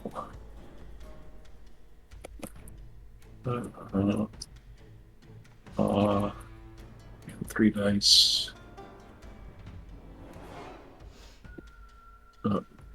Okay, cool. Of course, I'm still weary, so Yep. You got it. Okay. What do you say, and how do you turn this rabble away? Either take command and control of them, or chase them off, never to return. What would Isildur do and say, feeling emboldened by the heroic deeds? yeah. Comes out of the tower, and looks at all of them. I have a favorite Elvish passage. It's Ezekiel. You will know my name is the Lord, and I will strike down upon you. And where the hell's the kid at? Yeah, do you have an afro, or for those that don't know, this is Pulp Fiction, but they look at you and they see just this almost a radiance around you after having slain the white. They know what was in the tower. They left the tower because of it, and they know that you have gone in and come back out having survived. And they throw down their spears and cudgels and they flee into the woods. You go and help your friends to recover. I won't make you roll the healing rolls. We're not pressed, in combat or urgent situations, but Blaine and Rathar are restored back to their feet. Do you head back into the tower? You are looking for Hamfast after all. Do you search the body of that wizard? And none of the bandits seemed like they were kids. No, but there are a few younger people there, but like 20 years old, not like 14. If you go back into the tower, which you got to loot. I'm sure that Blaine would go in looking for loot. If you had gone upstairs in the tower into the next level, you would find a where is it? The upper room. There are wizardly accoutrements. There's some jars filled with colored water, a pile of old books that, on examination, turn out to be old ledgers from some inn that looked to have been stolen, some chalk for inscribing mystic diagrams and runes, a sack of fireworks from Dale, as well as the proceeds of previous outlawry. This is a lesser hoard. Let me have Blaine roll a six-sided die. Or, excuse me, not a six-sided die. We're going to roll 2 feet dice. So, Blaine, if you want to do that, you can do /R space 2DF. And that will roll 2 feet die, the 12-sided die that have the special symbols on them. All right. So we got an Eye of Sauron and a 4. We will take the 4. And so the 4 represents the Eye of Sauron is good as well, but in a bad way. So the 4 represents kind of how much loot you find. Treasure in this game is not a number. There's not like 112 coins. It is 4 shares of treasure. And so let me... There's actually, that's wrong. There's 1d6 shares of treasure. The feat die is... So there's 3 shares of treasure, but the feat die where you want to get either a Gandalf rune or an Eye of Sauron, and you got an Eye of Sauron, which means you find something magical. So now, Blaine, give me a 1d6 roll. So in addition to 3 portions of treasure, which could be 3 sacks of gold or something, you find, okay, this is a famous weapon or armor. You find the Talon of Theradilion. This Talon of Theradilion is a magical spear. This long-bladed spear was made to destroy foul trolls and even fouler undead. The shaft is made of ebony wood, and the blade gleams in moonlight when trolls or undead are near. With a shaft longer than any other spear, a great spear cannot be used as a ranged weapon and must be wielded with 2 hands. This spear was made in Numenor and is the bane of trolls and undead. This spear has superior grievous. It adds 1 to the damage rating of the spear. This is like the top gear you can find in the game. However, it comes with a cost. Because this is... You found it with an Eye of Sauron. It's almost like this has a terrible toll. You will take 3 shadow points. You can make a wisdom roll, Blaine, to try to eliminate some of that, as you are overcome with greed.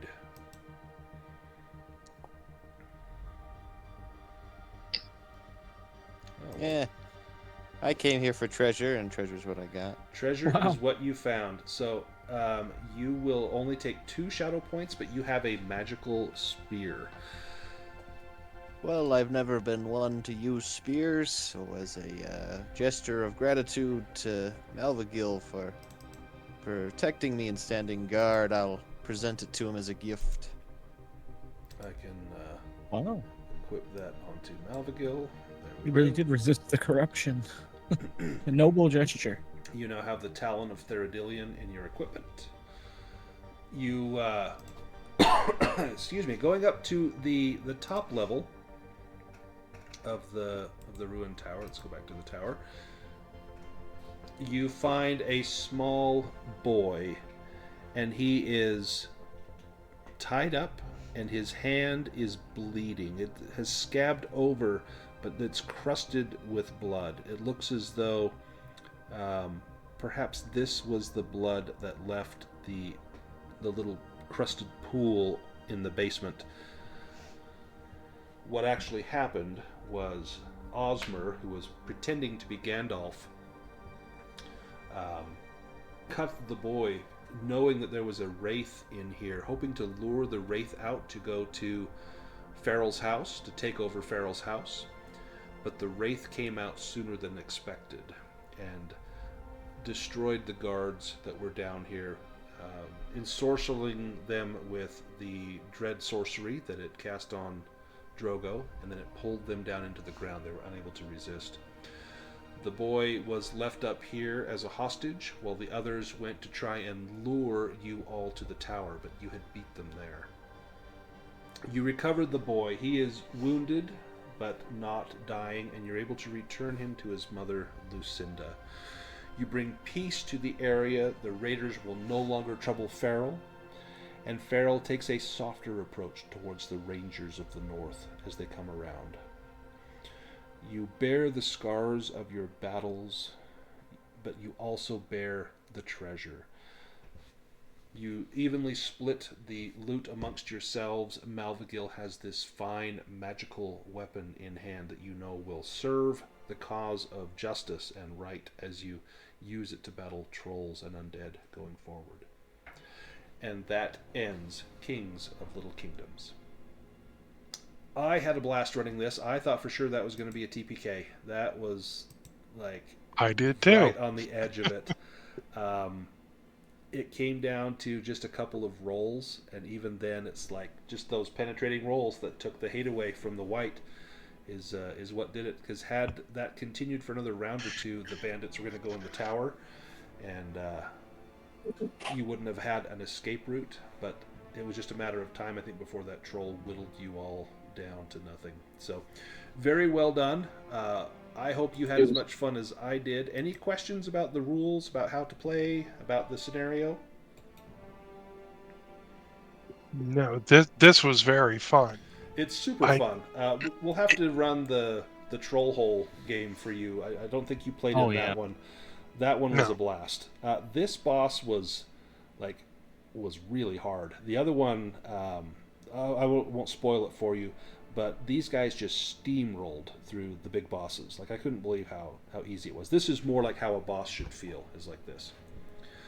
One thing I love about this game is I love the narrative feel of the dice. I love the little mini games like the councils and the journeys. Like I think that's just a Yes. super cool use of skills, and then to try and tie it into like a narrative story. Um, I also like this type of fantasy. I'm not a huge like high fantasy guy. This is like my level here, where it's like very little magic, but there are some fell things out and about, and you get to encounter them. But you're just doing kind of mundane things and finding cool stuff and going on cool adventures. So I definitely want to run more of these one shots, but I'd also at some point want to throw together a campaign. I have the Moria source book that came out I think last year, and I'd love to do like a 10 session little Moria Yeah. dive, like going into recover some of it so that Balin can move in and become Lord of Moria, kind of thing. I think it'd be awesome. So anyway, thanks so much for playing, you guys. I had a blast. I will get this video posted up here soon. I will see many of you tomorrow night for Creeping Darkness, and then I'll see all of you except for Miss Pick on Sunday for the finale of Path of Glory. So huge weekend coming up. It's going to be absolutely awesome.